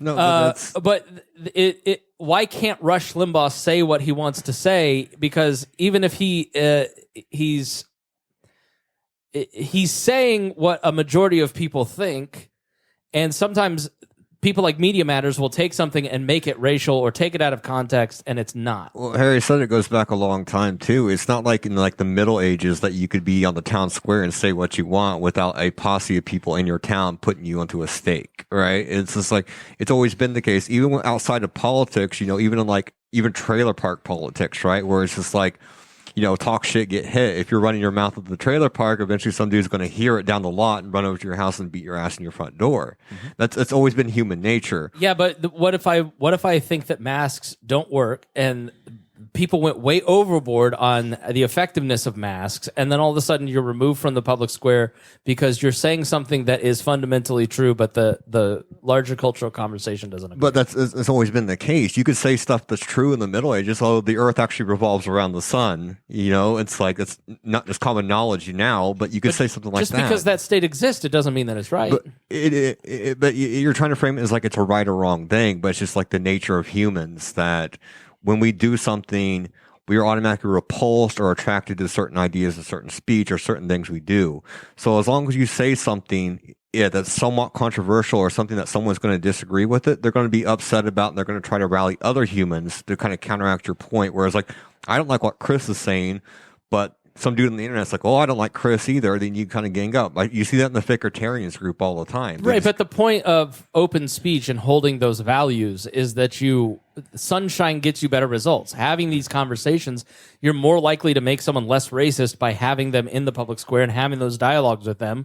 Like there are moderating influences. Like Rush Limbaugh would apologize for things when he went too far, right? Mm-hmm. There are forces, Harry, that when it's an open dialogue as opposed to canceling people or just shutting them down, that all of a sudden that becomes a problem. Harry, then Rhinehold. Yeah, and it's just more of it's the lying on people and getting people because everyone hears about the major cases of the big celebrities, but they don't hear about like the small different people that say something, that get too big, slightly too big than just a normal person, and they can just end up losing their job and just ruining families' lives. Because majority of men are the primary breadwinner of their family, and they can get kind of hot on a mic sometimes and say something. And if they lose their job, you can interact an entire family, whether that's right or wrong of what he said or who this person is. That is what's happening. Okay, and they just don't. No one wants to think about these people. So like that's why collectively we have had this conversation that doxing is wrong. And yes, you can probably find the information out of it. Yes, I know how to go through someone's Instagram account, download other pictures, and get the metadata out of it and find these freakers. But I got to go do something about it. What about reporting on those people? What about reporting on those people? When you go to report on somebody, like they're doing that, what do you mean? I'm not see what TMZ is wrong. The idea that TMZ goes like they're here at this shop and showing photos, paparazzi, that stuff is wrong. You know, I almost said Princess Diana, but I know, but I'm watching. Reagan and I are watching the Harry and Meghan documentary, and like you watch it and you just go, these paparazzis are doing nothing illegal. They're not even really being unethical. It's just that they are hounding them to death. That they can't like in a way that it's gross. Yeah. Why do you think Chappelle is out in the middle of Ohio? Right. All right, Rhinehold. So where's the limits between? So yeah, there are consequences to extreme speech, but we're almost in a place where both sides are not allowing even moderates to have moderate opinions before we start shutting each other down. So that's the real problem. The thing is I hear a lot of people complaining about all the right is getting shut down, but they forget the hundreds of years where it was the other people that were doing. I mean, that's not true. Commies aren't people. There was no Red Scare. There was no commies people being shut down. There were entire comedians during the Red down. Scare. FDR was president. Woodrow Wilson was president. Like that is not a conservative. The person like doing it you was a say this all the conservative. time, and you're historically inaccurate when you say it. Really, the moral majority didn't happen. The people and there was tons Monty of counterbalance Python to that. Had to hide because of their assassination attempts against them. None of but that doesn't happened. mean that the entire predominant culture was right wing. That's not how it's No, I'm how not saying it has that. worked. I'm just saying that this happened. This has always happened. That there's been people who want to silence speech or thoughts or anything that they don't like, and they gang up and group up together and do what's called cancel culture today. Has been a part of society forever. Right, but it's like what he was saying. He was like in the town square in the 1600s. But it always existed as sort of a cute way of saying I don't want to get involved in the debate and fight for people that I don't like. Well, that's how it's always They been. literally mailed people bombs in the 70s, Spangle. Like, but that's there was a I don't like riot your in the speech 70s. having an explosive in the post. right, which is a violation of people's right. Don't you to talk live. about Uncle Ted like that. Don't you dare talk about Uncle Ted. But here's my thing on And all those of it. people It's- are on the extremes. Yeah, the whole thing is that there's a value to some of this stuff, and then there's a misuse of some of this stuff. So there's kind of a value, like cancel culture started, and I can go through a whole history lesson on that. But Hold on. All right, let me set the shape of the debate. Your uncle thinking that Barack Obama is not a citizen. At the time, you could say whatever you want. They weren't moderating political speech, but these companies would work themselves into this is a dangerous racist trope that is going to get people killed. specifically Barack Obama, and we need to take off speech that talks about Barack Obama's birth certificate. We are 10 years down the road, and they are now proactively removing opinions that they don't like at these companies, be it Elon Musk's right-leaning views or Facebook's left-leaning views. And I don't know why we would argue for, well, there's consequences to saying that he's not a real citizen, and so fuck that guy. When he's not hurting anybody, he just has a wrong opinion. James? I mean, it's people don't really like. People love the idea of freedoms, right? But they don't really like freedoms. Like, for example, when you say like, I'm going to ban this speech because I don't like this speech, people try to do that all throughout history. You've never seen like a maximalist like Elon said he is. Like, I'm a maximalist on this freedom. Like, that's never been the case. Like, deep down, like most people have limits, and most people, when those limits are breached, they will get emotional, they will act, because people like to think of humans as like robots. Like, a lot of libertarians like to think of them as robots. They're rational beings, but humans are very irrational. Humans are very impulsive. Humans do totally cruel things without even thinking about how cruel the things are, because their natural behavior is always the defense of self. That includes my ego. That includes how I behave, my lifestyle. So when something happens or speech happens that they disagree with, that threatens the way they think or the way they espouse their views, they're always going to try to reactively say, I would like this removed because I don't like it. I want these people removed from my building because I don't like these people. Like, that's throughout human history, we behave like that. So human beings, despite how we want freedom, we want to be free to do what we want, we sort of crave authority to some extent, that we want some higher power, be it a court or government, even like religion to some extent, to sort of set rules and parameters and boundaries, morals, right, wrong, good, bad, so we can behave ways that don't offend us the most. So, like, if I was a maximalist, a full-on, like, everything goes, there's never been a society. The only way you get that is by going out into the woods and living by yourself to do what you want to do. The moment you interact with somebody else, their values and what they believe is right and wrong come into play. And if you disagree, it might be a civil disagreement, or it might be full-blown violence. Some people are so strongly in their convictions that they will literally fight you on a drop of a hat over shit you say. Can you fix that with human behavior? No, because you're still monkeys. You're still apes, and apes behave like apes do. Like, eventually, someone comes into their territory too long, or they stay too long, you're throwing shit and hitting, like, whoever's around you. I can't fix human behavior like that. No one can fix human behavior like that. That's been a constant in our like history since like the dawn of time. So, while I don't agree with them removing things that or information that they think is wrong on like a principle level, it's just always going to happen. There's nothing you can do with it. And if you ever had a scenario where anything goes, everything goes, the only thing that's going to happen is it turns into a shit fest. Like 4chan was like that for a long time. Just say what you want, do what you want.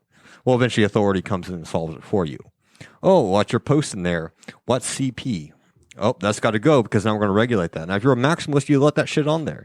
But it's against the law. There's a lot of shit that's against the law that people do that needs to be removed. And that's an authority coming down and putting people into silos. No.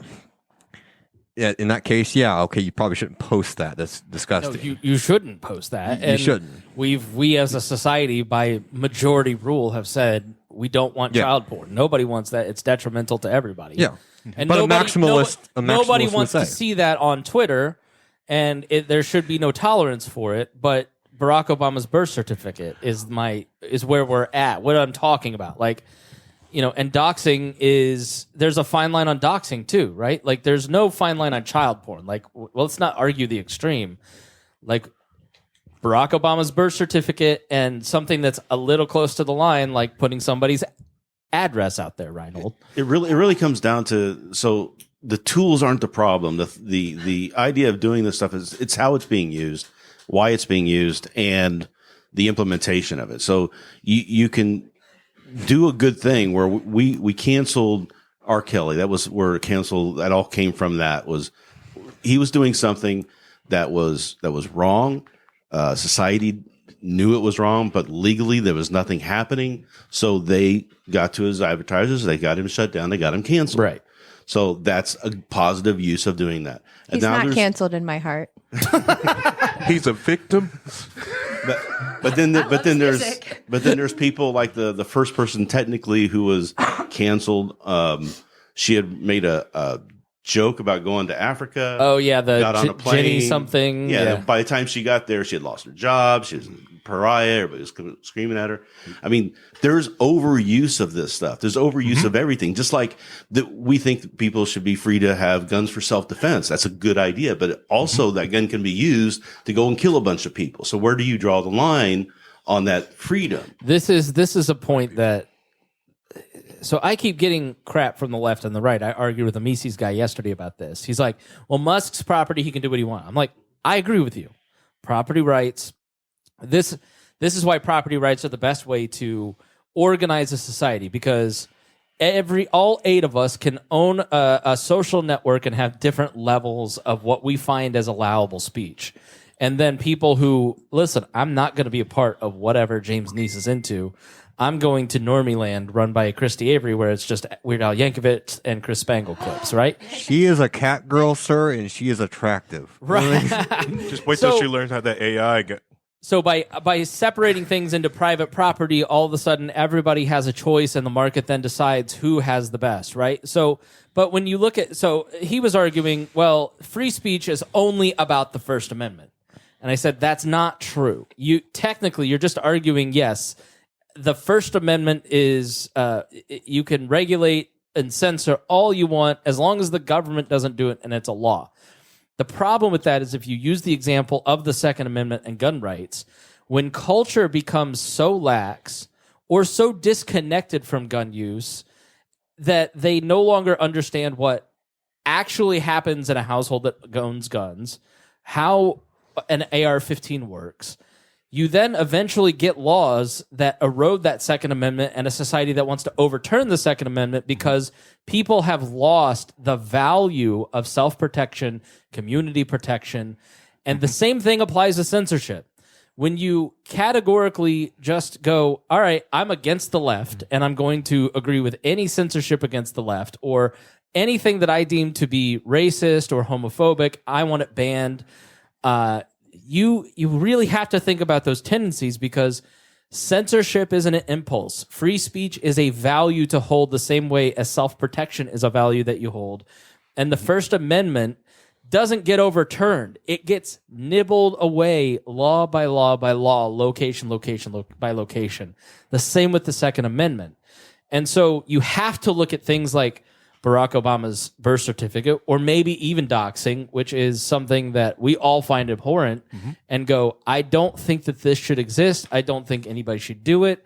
I'm going to personally impose consequences to the best of my abilities to anybody that does it.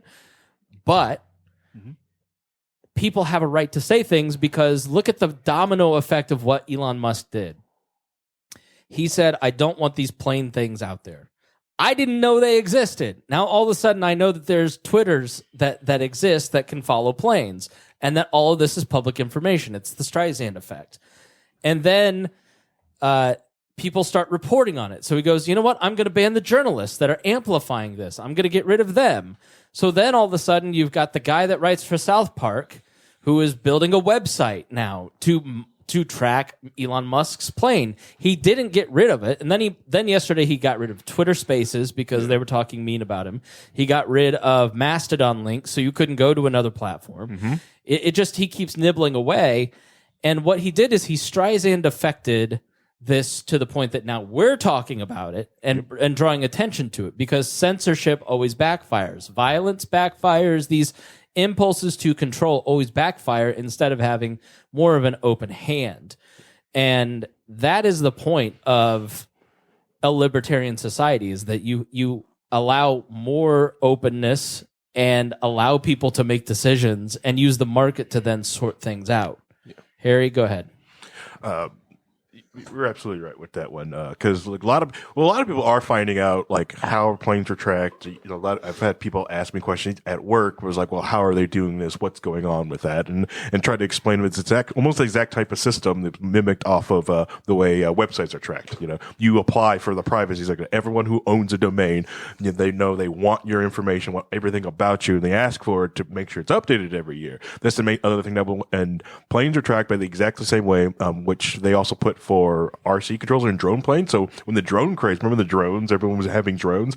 Well, when the Federal Commission got in, The moral panic of it. right, yeah, they made people wanted to register your drone, so you would have to put, and that's why there's a lot of pushback on it, because you had to put your drone had to put the marking of what your plane is, who it belongs to, and because a lot of people were doing a lot of bad stuff with a lot of these quadcopters or drones. I'm saying drones. I know what a quadcopter is. I've built one. They're fun, but people know them as drones, but people are just doing terrible things and bad things with it, but they've also ruined the whole sport on it. Like a lot of the first person drone racing is a lot of fun, but yeah, it's Rhinehold and then James, like, where do you guys disagree with what I said, or where's your line? I don't think I disagree with what you said. I think my process is that I think there should be a delineation between government involvement in speech and private involvement in speech, and a marketplace of speech. This is what we're talking about, is a marketplace of speech, is what social networkings are. But I believe that there should be more open speech in the marketplace of speech. But a lot of people will take this idea of free speech as a right and try to apply it in areas that it doesn't technically belong in. I still think we should have the mindset of wanting to have that free speech, but we also have to understand that it's not, we still have market value going on. Here's where we agree. Like, as a publisher, I think about what we put out. I will censor James's use of the F word. Mm-hmm. Why? Because I don't want any of our gay listeners to hear that and have certain feelings or emotions, or like, I want to be sensitive to them. Right. So I will not block that out. I will not fire James from the podcast. I will just simply censor that and expect that all of our audience will be tough enough to exist in a world where James will say the F word on air. Right. Two weeks suspension too, right? Yes. Well, but that's the way it should be. It should be that all the privately owned stuff and everything's property rights. We get pushed back by society if we allow too much or we censor too much. But I have, like I said, I still have a problem with people who then go and say, okay, we have this First Amendment right to free speech, and try to apply it there because it's kind of different. And I think you get into a lot of trouble by doing that, because then you change the nature of the discussion to where I have a right to say this stuff and you can't stop me. No, society can stop you from saying that stuff. They have every right to do that because it's private property. And when you push too far, you're gonna get pushback on it, and that's how things should be regulated by how society feels, and society is always changing too. That's what really another thing irritates me is like, well, we used to be able to say this 20 years ago. Well, you can't now because we've changed. Society has changed, and we've determined that we don't want that kind of language to be used to talk about these people who are disaffected. But I think you're like, I agree with you, on things like racial or ethnic slurs or things like that. Like Married with Children, there's probably a lot of stuff in there that like I shouldn't have watched as a 12-year-old because a lot of my views on women and I was not sophisticated enough to know that those were jokes. But things like political speech, like, is Barack Obama a citizen? That's where I go, look, this has to be, I get it. And I agree that that stuff should be, society should say, that should be allowed. We shouldn't allow that. And if you're going to block that information on this social network, we're not going to go to this social network anymore. We're going to go over here where we can talk about it. That's how society should regulate it. It shouldn't be government coming in. I really don't want, I like the idea of government trying to come in and regulate what can be said and what can't be said on social networking. That should all be done. But the problem is that it's not necessarily the government directly doing it and passing laws. It's the government job owning and using their influence and threats of future regulation to get people to take down things that they don't like. I don't want to see Hunter Biden's D. I don't. But I also want to be able to see the Hunter Biden laptop story, right? And that was taken down because government employees, the FBI, the thing, like, I watched Tucker this week, and like this is deeply troubling how the FBI is censoring content in this way, but they never like go into what they asked to be taken down, right? And when you go and look up what was supposed to this, if you're watching a lot of right leaning media, this is something to keep in mind. Like, what is the FBI asking them to take down? Because Tucker never tells you, right? And so you have to go and find that information for yourself. Paul, you wanted to say something? I think James, what do you think that? What do you think of? Go ahead, Paul. So I think that one of the big problems in this conversation is we're conflating controlling other people's speech and canceling speech with the reaction to their speech. And yes, you have a right to go on and post about is Barack Obama really a citizen or is he a secret Muslim agent born in Kenya? And it's like, okay, that's fine. You can say that. You're not being canceled when 30 people show up to call you an idiot for being a gullible rube for the lowest hanging fruit in the conspiracy theory tree. The problem I see is that we have too much Harry, of that conflation. Yeah, Paul is more condescending than Rhinehold, and people don't know this, but pretty he much. really is. Pretty much. Yeah. Yeah. Do you remember like always debate about like the long form and short form birth certificate that he showed too? Yeah. Having had that. The He crap produced out all of it. I have blog posts about that whole thing back Or in the the- day. I mean, yeah. it was an interesting Yeah. rabbit hole for me to go down to for about 6 to 9 months. But Yeah. Also, if the immigration system that they put in to stop illegals from getting jobs in the United States can't stop someone becoming president faking the system, what hope does anyone else have? All right, Vincent, what do you have to say? As Paul was saying, you're conflating freedom of speech from freedom of consequences. A lot of people are mixing those two things together. You can say whatever you want, but when somebody comes in and attacks you, or you decide to swat somebody but you have the wrong address, so you killed somebody that had no idea what was going on, and then you go to jail, that's on you. You have the right to say that this is where this person's address is, and you have the right to go, oh, I called the SWAT team because I wanted to, and I know that's where they are, but it's not the freedom of consequences of, oh, this person died because you decided to call a SWAT team on this location. You go to jail this person goes to jail for leaking the address. This person goes to jail for calling the SWAT team, and this person goes to jail for antagonizing the whole thing altogether. Well, But what about the SWAT team for killing the innocent people? Well, that's my. Well, I mean, they're that's where the non-aggression principle comes in. If you are using another agency, if you are outsourcing violence because you're not personally going to go run in guns a-blazing to somebody else's house, so you SWAT them, hoping that the police will kill them. That's still immoral. That's still a violent act against somebody. Mm-hmm. If you are doxing somebody, you can argue that if you are putting somebody's address out there like Brett Kavanaugh's and saying, here's his address, go protest. All right, go protest, right? I personally do not think that we should engage as a society in that way, that Brett Kavanaugh's opinions and Keith Olbermann's opinions should be open to be criticized, but you should not be protesting outside of their houses. But if you are saying go to their house, if you're saying go to the Capitol and whatever happens, happens, these are different things. Like it's the intent. I'm not going to be there he wanted to go, right? But it's the same thing. It's just I went to the most extreme version of it. If like your examples, like this is Kavanaugh's address, go protest, and then stuff happens, or people get mad at you for releasing somebody else's address or any of that stuff. Anything that happens after you release the address is the consequences of your actions. Yeah, you have the right to say it, but if somebody goes protesting and then they attack him because it was a peaceful protest, and somebody who had ill intent joined this peaceful protest and attacked them, well, technically you just aggressed without meaning to, because you were trying to start a peaceful protest, and then somebody took it out of hand. It's the consequences of your actions are not a right. The fact that you can say it, that's a right. But isn't that sort of what Elon Musk is arguing?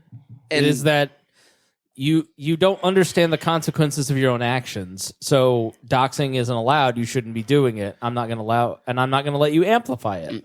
Personally, I don't like doxing. I think doxing is ridiculous because it's just putting people out there for no reason. But that's just my own opinion. But my other thing is that my opinion on Elon Musk has already been low, and I don't care about Twitter because Twitter is not even used as much as people think it is, even though we herald it as this massive thing when no one actually cares about it. Literally, there is a YouTube series that did Film Theory that did a whole thing about Twitter because all these massive movies are coming out and there was getting no traction on Twitter. And the most popular TV show in the United States has zero Twitter traction. No one cares about Twitter, but it gets millions upon millions of views because Twitter is a small number of people, and everybody wants to act like this is the majority of everybody. Yeah. This is 8% of the world, and no one cares what's happening on Twitter. I don't even believe that it's 8%. I believe it's 1%, and that's what the annoying thing about Musk is. Like, we can't vote him out in 4 years. He is messing with the playground of the people that control the conversation. And so he's getting this outsized amount of coverage in the way that Trump did. And they're making Musk too important. They're making Twitter too important. When you were sending larger volumes of alerts and content out about Musk banning 5 journalists for doxing, as you in the same volumes that you sent the invasion of Ukraine, something's out of whack. Twitter is a video game. Twitter is nonsense. It's not real. It's a bunch of twats. Exactly. Thank you. It's the same thing why we kept publicizing Facebook all the time when it was popular. Because that's what everybody wanted to talk about because that's where everybody was when it really wasn't. No one really cares. And the journalists are on Twitter. Okay. Yeah, they're there. They sit there in their journal circles and stuff like that in groups. And to bring it into more of a legalistic view, when you're dealing with the difference between swatting and doxing, there is a foreseeability factor. Like, are the consequences of releasing James's address because he dropped the FA word? I have a Roomba, and I'm not telling you what's on the Roomba, but you're free to come fight the Roomba. Are the consequences of saying, well, here's where this guy lives, is the foreseeable bad outcome of that as likely, as reasonably expected as calling a SWAT team and telling them, yeah, I just murdered my wife and 2 kids, and I'm gonna shoot any cop that comes in this door, which is like the standard script for getting somebody swatted. Noted. And she's got a list. But we're an educational I don't think that I don't think that the foreseeability of just saying, hey, we know who you are and where you are, I don't see that as nearly as actionable as a threat, because what are people going to do? If you can get people to show up, they'll make some noise for a few hours outside of a Supreme Court justice's house. Well, I have like a thing with like honor culture, right? So like the reason I don't really like laws to a certain extent, because like if someone doxes Paul's house, right? And Paul doesn't like this guy doxing his house, so what can you do is like, can you litigate the person? Like for me, like someone that says like Paul should be able to challenge this person that's harassing him or doxing him to a makara, right? Where it's like Okay. Yeah. It's like Paul's like, you know what? You're a loser, makara, right? And like What the fuck is makara? What are you talking about? makara is a 1-on-1 fight to the death, right? It's dueling, basically. You know what we used to do back. It's like an old like it's a Warcraft term for it. But like back in the day, right? You harass someone, assault somebody, duel to the death. Well, or first blood. A lot of duels were first blood. In the modern era, it's 1v1 me, bro. That's what it is now. You casual get good. 1v1 me, bro. I can beat you. No items. Let's go. But like my U.S. society is like, you know, like in a futuristic society, like if we do leave the planet, we have our own little like cool space colonies like thousands of years in the future, right? It's like get rid of the structures of the way these laws is. If someone assaults you in your little fortress of solitude around like Mercury, right? Challenge to the makara, like my spacesuit versus your spacesuit, right? Like we'll do an independent system like that, and I think that solves a lot more problems than trying to arbitrate it or legalize it. Where it's like, you know what, Paul, choose your champion, brother. Who's going to be your champion? Who's going to fight this dude calling you a scrub? Did you imagine that when you did this podcast and we were going to talk about Christmas that we would get into bring back dueling? Makara. I'm all for bringing back dueling. Well, that's why I love having James here and Miranda to some extent too. You never know where things are going to go. Like sometimes you just got to beat somebody's ass, right? It's That's still the way, though. And it's like, yeah, but it's just now you can't be as forward about it, because people do want to take. Well, I we're feel beating, litigious. we're beating each other's ass with I mean, words and. People are outsourcing things to the government, and there are cases of violence where the police don't do anything, they don't help you, and there's no recourse, and so guys get to just do whatever they want to do because nobody's actually doing anything. And this is where James, that's real life for it me. is real life. I'm more anarchist. Let Miranda talk. I want to hear what she has to say. Yeah, about I mean, the bottom line is a lot of times it's the rules in the game suck and they are stacked against you. But when you realize that you're getting no help out, then you start to play, how can I play this for myself? Or how can I use, if nobody's going to police this person for doing this, then okay, I guess I can just do whatever I want to do to that person, Right. and nobody's going to say shit to me. Yeah. And so the corruption of Snatch the that government, wig. and I don't mean like corruption of taking money, but just the general corruption of the American system, because we have criminalized too many things. Police have too much to do. Yep. So they don't actually go after people who are violent, or like this kid in the shooting in the club in California. I read an article 2 days ago that the judge in 2021 that sentenced him, he couldn't sentence him to a crime, but he said this man needs serious intervention or he is going to cause significant violence and people are going to die. And the FBI was investigating him. Every single one of these guys that go up and we have a mass shooting, they're known to the FBI and they're known to local authorities. But there's nothing that can be done about them. Oh, the FBI does do stuff with them. It's called, I have a cool Dropbox for you, bro. You want to come get it? What does that mean? It's weird when the FBI knows about someone being crazy or they're going to shoot somebody up, how there's somehow random Discord messages from this user that somehow joined. It's like, oh yeah, bro, you should totally shoot up that school. By the way, I got a couple ARs you can use. Are you saying that the FBI wants these things to happen? I mean, like, They if pad their it's a- numbers. If it's like a reoccurring thing that like They'll push you. Yeah, they'll push. The FBI will do like certain things to try to entrap you to a certain extent. Like if they know like someone's like a danger, right, or like someone's in a cult, they might send in sleeper agents. They might engage in interaction with this person, try to goad them to do That something. happened with Whitmer, right? Yeah. Yes. Yeah. So like that blows back. Like there was like the guy that shot up. I forget what he shot up, but there was Discord messages between two people that were unidentified people that just joined the Discord where he was at. That were talking about him to shoot the stuff up, that showed him where to get the guns, how to compile the guns, get the ammo, how to do assault tactics or military grade assault tactics. And he went and did it. It's like no one normal is going to talk to you like that besides like another weirdo or like a federal agent that's going to tell you exactly how to do it, where to go in, how to get out. So are they arresting these people then? Oh yeah, after the fact. After, yeah. Yeah. If they do something. But they want to be sure they're watching and they know when the move happens, so they make the push. Yeah. It's like So what are we it's mad about if they're arresting these people? Right. because sometimes they lose track. Just like It's Fast the and the manipulation Furious. tactics also are just shady. Yeah, like Fast and Furious, they lost all these guns, but the Yeah. CP on Twitter, And then they ended up shooting, Yeah, the CP on Twitter, Vegas. right, is because it's probably like the CP that you're finding on that Musk is finding on Twitter. It's probably FBI owned because they use it as a honeypot. They're using Twitter as a honeypot. It is known that the FBI has a CP honeypot server. yeah. Free Talk Live mentioned it on air, reported it on it, and then the FBI claimed that someone there at the house went there and raided the whole studio and took everything out of there. Oh, great. Let's just put that on the podcast then. All right, guys, point at the camera, wave to Dave, our FBI agent that listens to all of our Right. podcasts. Hey, Dave, how's Christmas going? Great. Paul.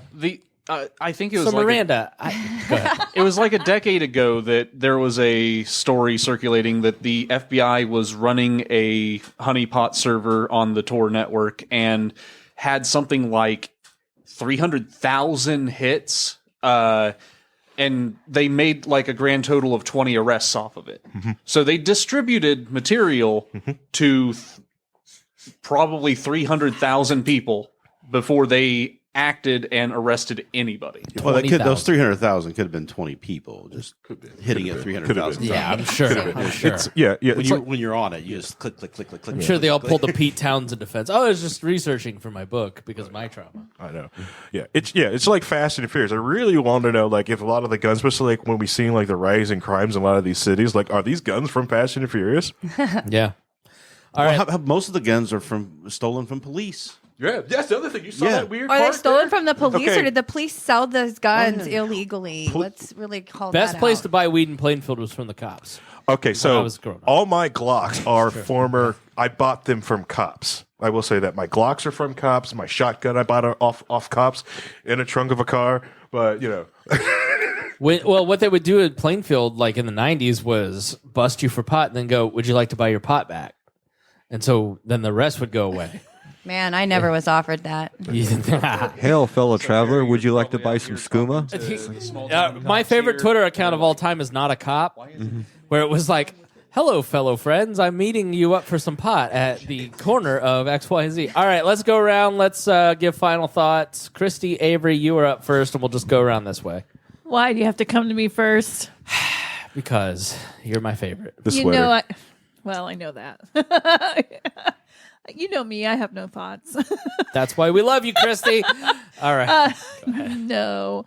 If you haven't seen the movie Weird on the Roku channel, Very check good. it out. Very good. Very good movie. My man Weird Al Yankovic. It's incredible. Yankovic. Same thing. Whatever, asshole. Anyways, Merry So Christmas, everybody. I love you all. Oh. Even you. You're all so mean to me. Especially Harry. Thanks, Christy. We love you. Miranda? Merry Christmas, bitches. I love you guys. Yeah, I was just really happy to be here and freeze my ass off in this room with you guys. Yeah, it So- did get a little cold, yeah. It did, but it was fun. It was worth it. And it probably kept us all on our toes. Yes. So, yeah, I'm looking forward to a reboot of Miranda's World. We Let's need to make it get a happen. picture of you two and James in the middle of you two because you two look so nice and festive and Christmassy. And James Just rolled out of bed. Fish concert. just rolled out of a dumpster in New Jersey. Whoa, New Jersey? No, this come is- on. that's hate. Manhattan, at least. That's Haight Ashbury. It is right. Yeah, he's wearing like the Mexican poncho from a drug dealer in 1983 in Tijuana. How else can you conceal? I mean, I gotta get a gameplay? new one. It's wearing down slowly, surely. Does it smell? Send money. Does he smell? I'm not sure No, that I have- he's I have 3 of changed those at clothes home. since I bought a laptop off of him. What do you think I smell like? Cigarettes. I mean, yeah, but I mean, like patchouli cigarettes. Like You look like you would smell like patchouli. I do and have a cigarettes. cologne and like soap and like I keep it authentic, right? So it's not just you can't just look the part. You got to smell the part and be the part. He looks like piss jugs and cum desks. That's what he looks like. That was the smell. It's a candle I have at home also. Bed Bath James and in my Beyond. heart. Bed Bath and Beyond sells the cum desks and piss jug candle. Do you have some vomit bags? Yeah. I mean, I won't lie. Like, I did sort of piss in a jug like last night because I'm trying. Like, I was in a queue for Overwatch competitive, and like I didn't want to get like booted from it. So I'm like, you know what? I can't go piss. I got to piss really fucking bad. So I'm like, you know what? I'm gonna piss in this water bottle, throw it in the trash. I'm gonna clap this fucking roadhog, dude. And we're gonna go. Have you ever pissed in a jug, Miranda? I mean, I've peed in a lot of cups. There's no shame in pissing in drugs. Truckers do it, and they're America's cowboys. Gamers do it, and they're like literally alpha chads. I mean, like, you know, gamers are like top 10 people, and like, you know, you looked at the dick size chart, they're above Chris Galt, the team. You know, it's not the peeing in the cup that bothers me. It's when I hand that warm cup with pee on the outside of it to someone else. Right. That's when it stops being Do people fun. pay you for that? Oh, no. That was when I was in a relationship with the state of Indiana. Oh. Consensual or? Not consensual. We're not together anymore. And do not fucking call her right. Are you like a piss jug person? Or are you the type of person to piss off your back porch because you're too ass to go inside? Because there's people that piss off their back porch. Oh, I'm an outdoor pisser. And there we go. I have a neighbor now, but before I had a neighbor, when I was out working in the yard, I would go over. So we're in a duplex, and so we share a garage, and then he has a fence, and then I go back kind of hidden and piss along his fence line where nobody could see me because I just didn't want to go inside. I was like, you know what? I'm a man. I'm going to piss outside. And You're not really Olive Garden. free unless you It's piss a off little your different when you back have like 5 acres in the Yeah. countryside. I'm in downtown Indianapolis, by the way. Honestly, I was never an outside peer until Yeah. I worked security on the south out at Southport, and I was in that parking lot for 12 hours at a time. I didn't always want to drive to Meyer, and I would just, and there's cameras in that parking lot. I didn't give two shits. I would literally just get out and squat. And pee Miranda showed anywhere. up. She tried to go straight, and she was working this job doing security right by my house. I would And- take my bikini and my lawn chair, and I would sit out in the parking lot. She came over one time, and she's wearing a dress that is so hot. short you could see the bottom of her ass cheeks. It was low cut, and she had her titties out perfectly.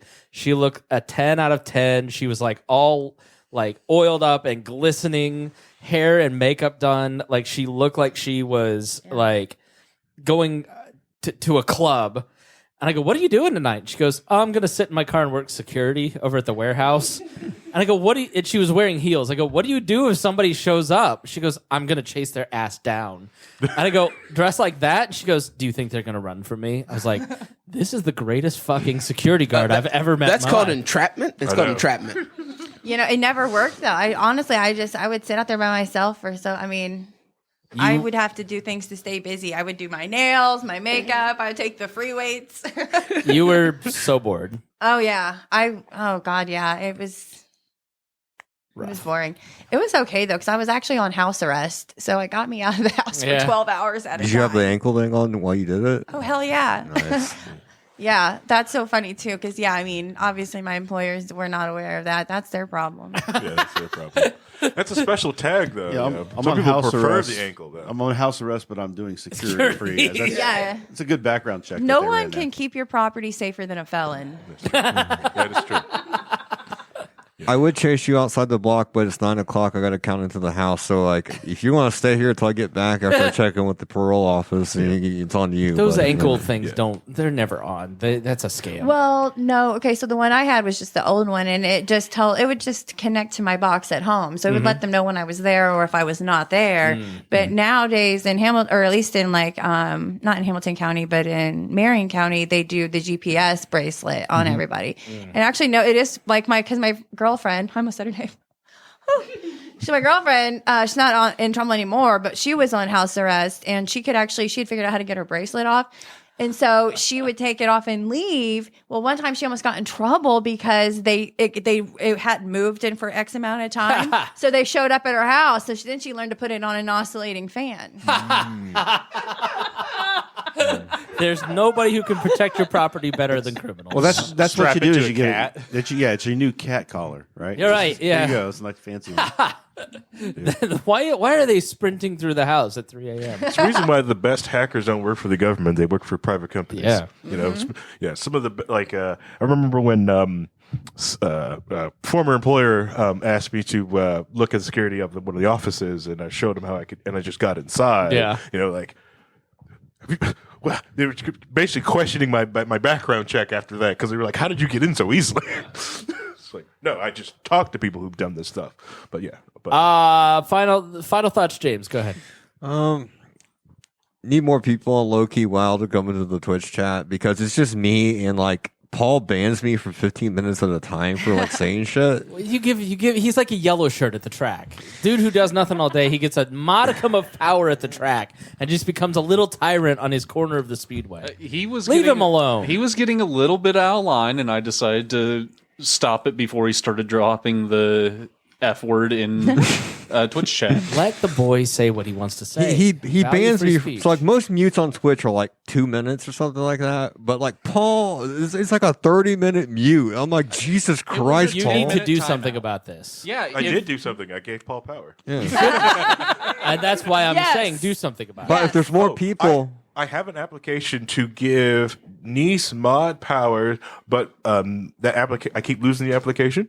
I put it on my desk. Somehow it just goes away. I don't know what's going on. So eventually, Nease will get mod powers on the Twitch page. see, we get more people. Like it's like this, right? But instead of talking politics, you're talking degenerate, right? Right. So it's like if you're not into politics, but you like We Are Libertarians, but you want to talk some like real skanky degenerate shit, like where's the best place to find lot lizards at, and like I-75. Miranda, Oh my God. you're I perfect just- for this. Yes, and actually, just last night we were talking about starting a tow company called Lot Lizards, Yeah. and we're gonna keep bumper stickers. And so every time we tow a car, they get a bumper sticker, and we'll just toss it in the window or whatever, and it's gonna be like, "You got licked."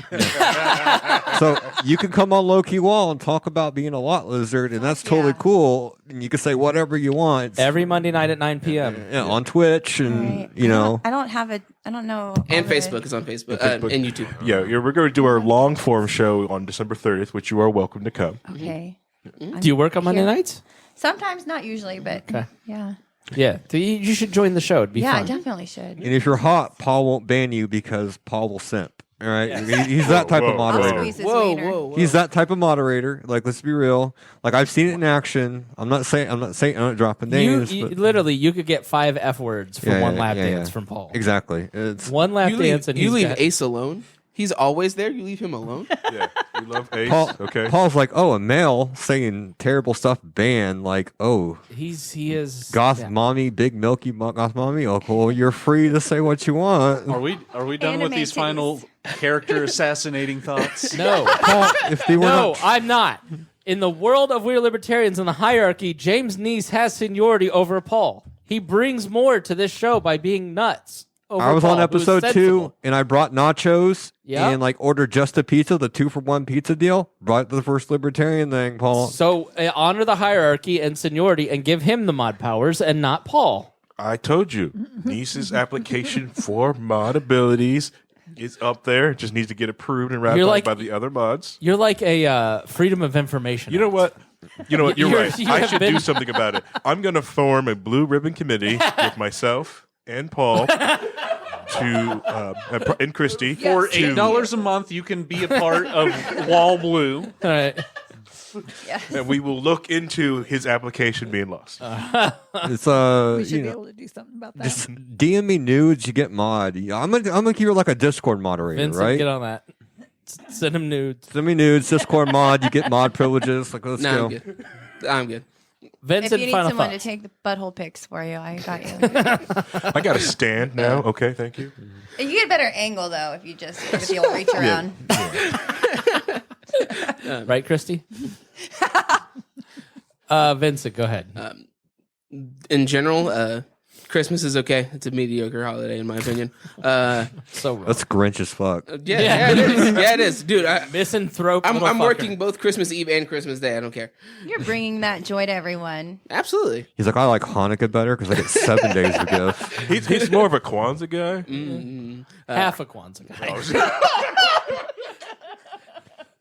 I was gonna say, if he was gonna say like Hanukkah's mediocre, I'm like, well, that's anti-Semitic. Oh shit. Then on the doxing aspect, don't be a dick to people. Just treat people how you want to be treated.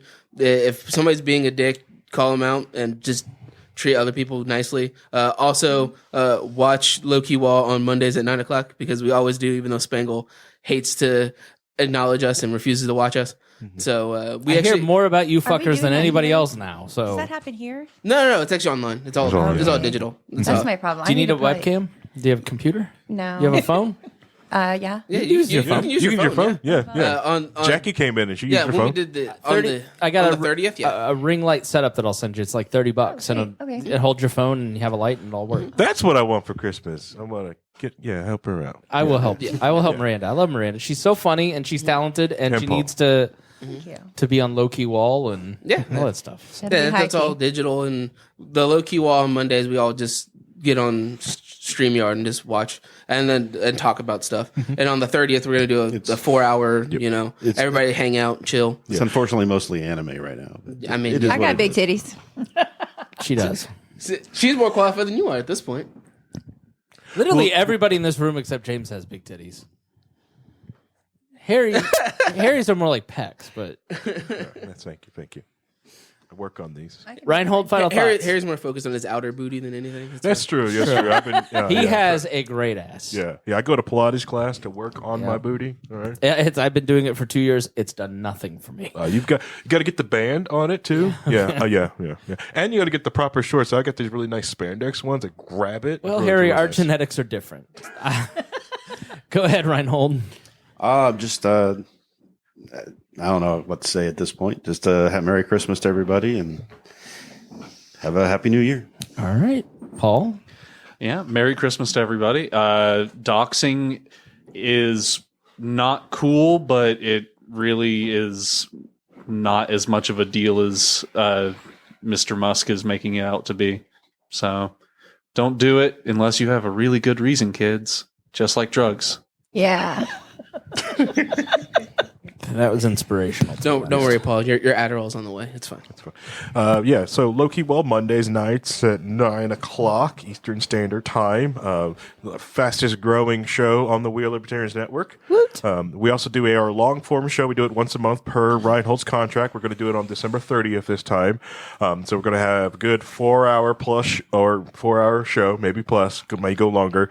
Hopefully. And we do plan on going through the rest of the year to be using this studio to also do those Friday episodes, to come here and do those. I don't know. We're not doing all of them there because that's harder on Rhino, especially if we have to have him come for a 4 hour stay log and then go home, then come back. I know, and I feel bad. Like, he's the oldest guy in the room, but we made him sit on a step ladder. We offered Paul's lap. He chose to sit on the stepladder. It's cool. My back is. I needed to stand. Most Sometimes of the time. it's nice to stand. Yeah. So It helps me stay awake too. Harry, go ahead. Yeah, so maybe we'll get a bed here so Rhinehold doesn't have to go home that night. But I'm scared to get a bed here because then it's hard to kick Kristi out because she'll probably stay here for weekends. You gotta get Rhinehold those like those attachments you put on cigarettes to make them smokeless, so the smoke doesn't go anywhere. So you put cigarette, and then he'll fucking stay here all day, dude. Kristi's looking at me right now. Is like, yeah, we need to get a bed here in the studio. A dog bed. Yeah. No pets. And make No it pets. 420 No pets. friendly. He barely allows my squish in. The basement's 420 friendly. Okay. All right, my final thoughts is I got Harry a gift. A very thoughtful gift. He's the only one to receive this gift because there is only one of it. Rent money? No, it is. Money for the internet? It is an exclusive Dear Leader NFT, which I'm texting you right now. Oh, yeah. So it's a picture I took of the Dear Leader picture that Joshua you Sexton took? sent. That you took? Kristi Avery took it. I cropped it, so He's it such a counts. liar. So Harry, I just sent you the text. The See if you proud got owner. it. And you are the proud owner of the very first WAL NFT.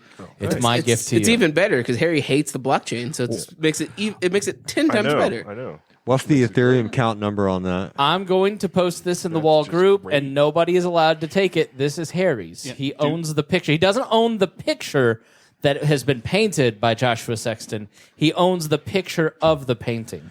Well, here's the thing. He owns the location of the picture of the painting. You see, if you move it, he owns nothing. Because that's how the blockchain NFTs work. Now, that is a $99 value. So what do you have to say? Thank you for unnecessary putting things on the blockchain.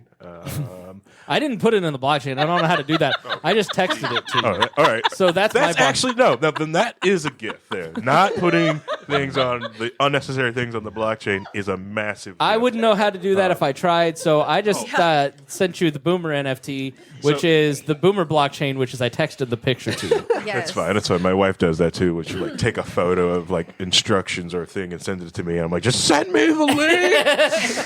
Yeah, being Dear leader. broke, Yes, I've ma'am. had to resort to giving people the gift of not doing things that they hate this Christmas. That's fine. Then why are you here? So you're going to call it Versailles now, right? You're going to call it Versaillie now, right? Is this what it is? Is it going to be Versailles for now on? Christy, what were you going to say? Shouldn't the Dear Leader NFT be worth more than Donald Trump's NFT? You know what? It's worth $101. It's priceless. Yes. 101 dear leader bucks. Those actually went up in price. There's one that's going for $3,000 right now because valuation and scalping on Ethereum right now. So the earlier you buy the Donald Trump NFTs, the higher the price goes. So you get into it when it's about like $8K before you cash it out. It's ridiculous. All right. Thanks, everybody, for listening. We hope you have a Merry Christmas and a great New Year. We will be back in the new year at some point in January. We'll have another one of these shows talking about anything other than Elon Musk, I promise, unless, he commits a nuclear war. But we appreciate it. Thank you so much for joining us. Thank you for being patrons. If you are a patron, if you're not, please sign up. Really does help us fund things like this studio and all the different services that we use and all that good junk. So thank you so much for joining us. We'll see you again soon here on We Are Libertarians.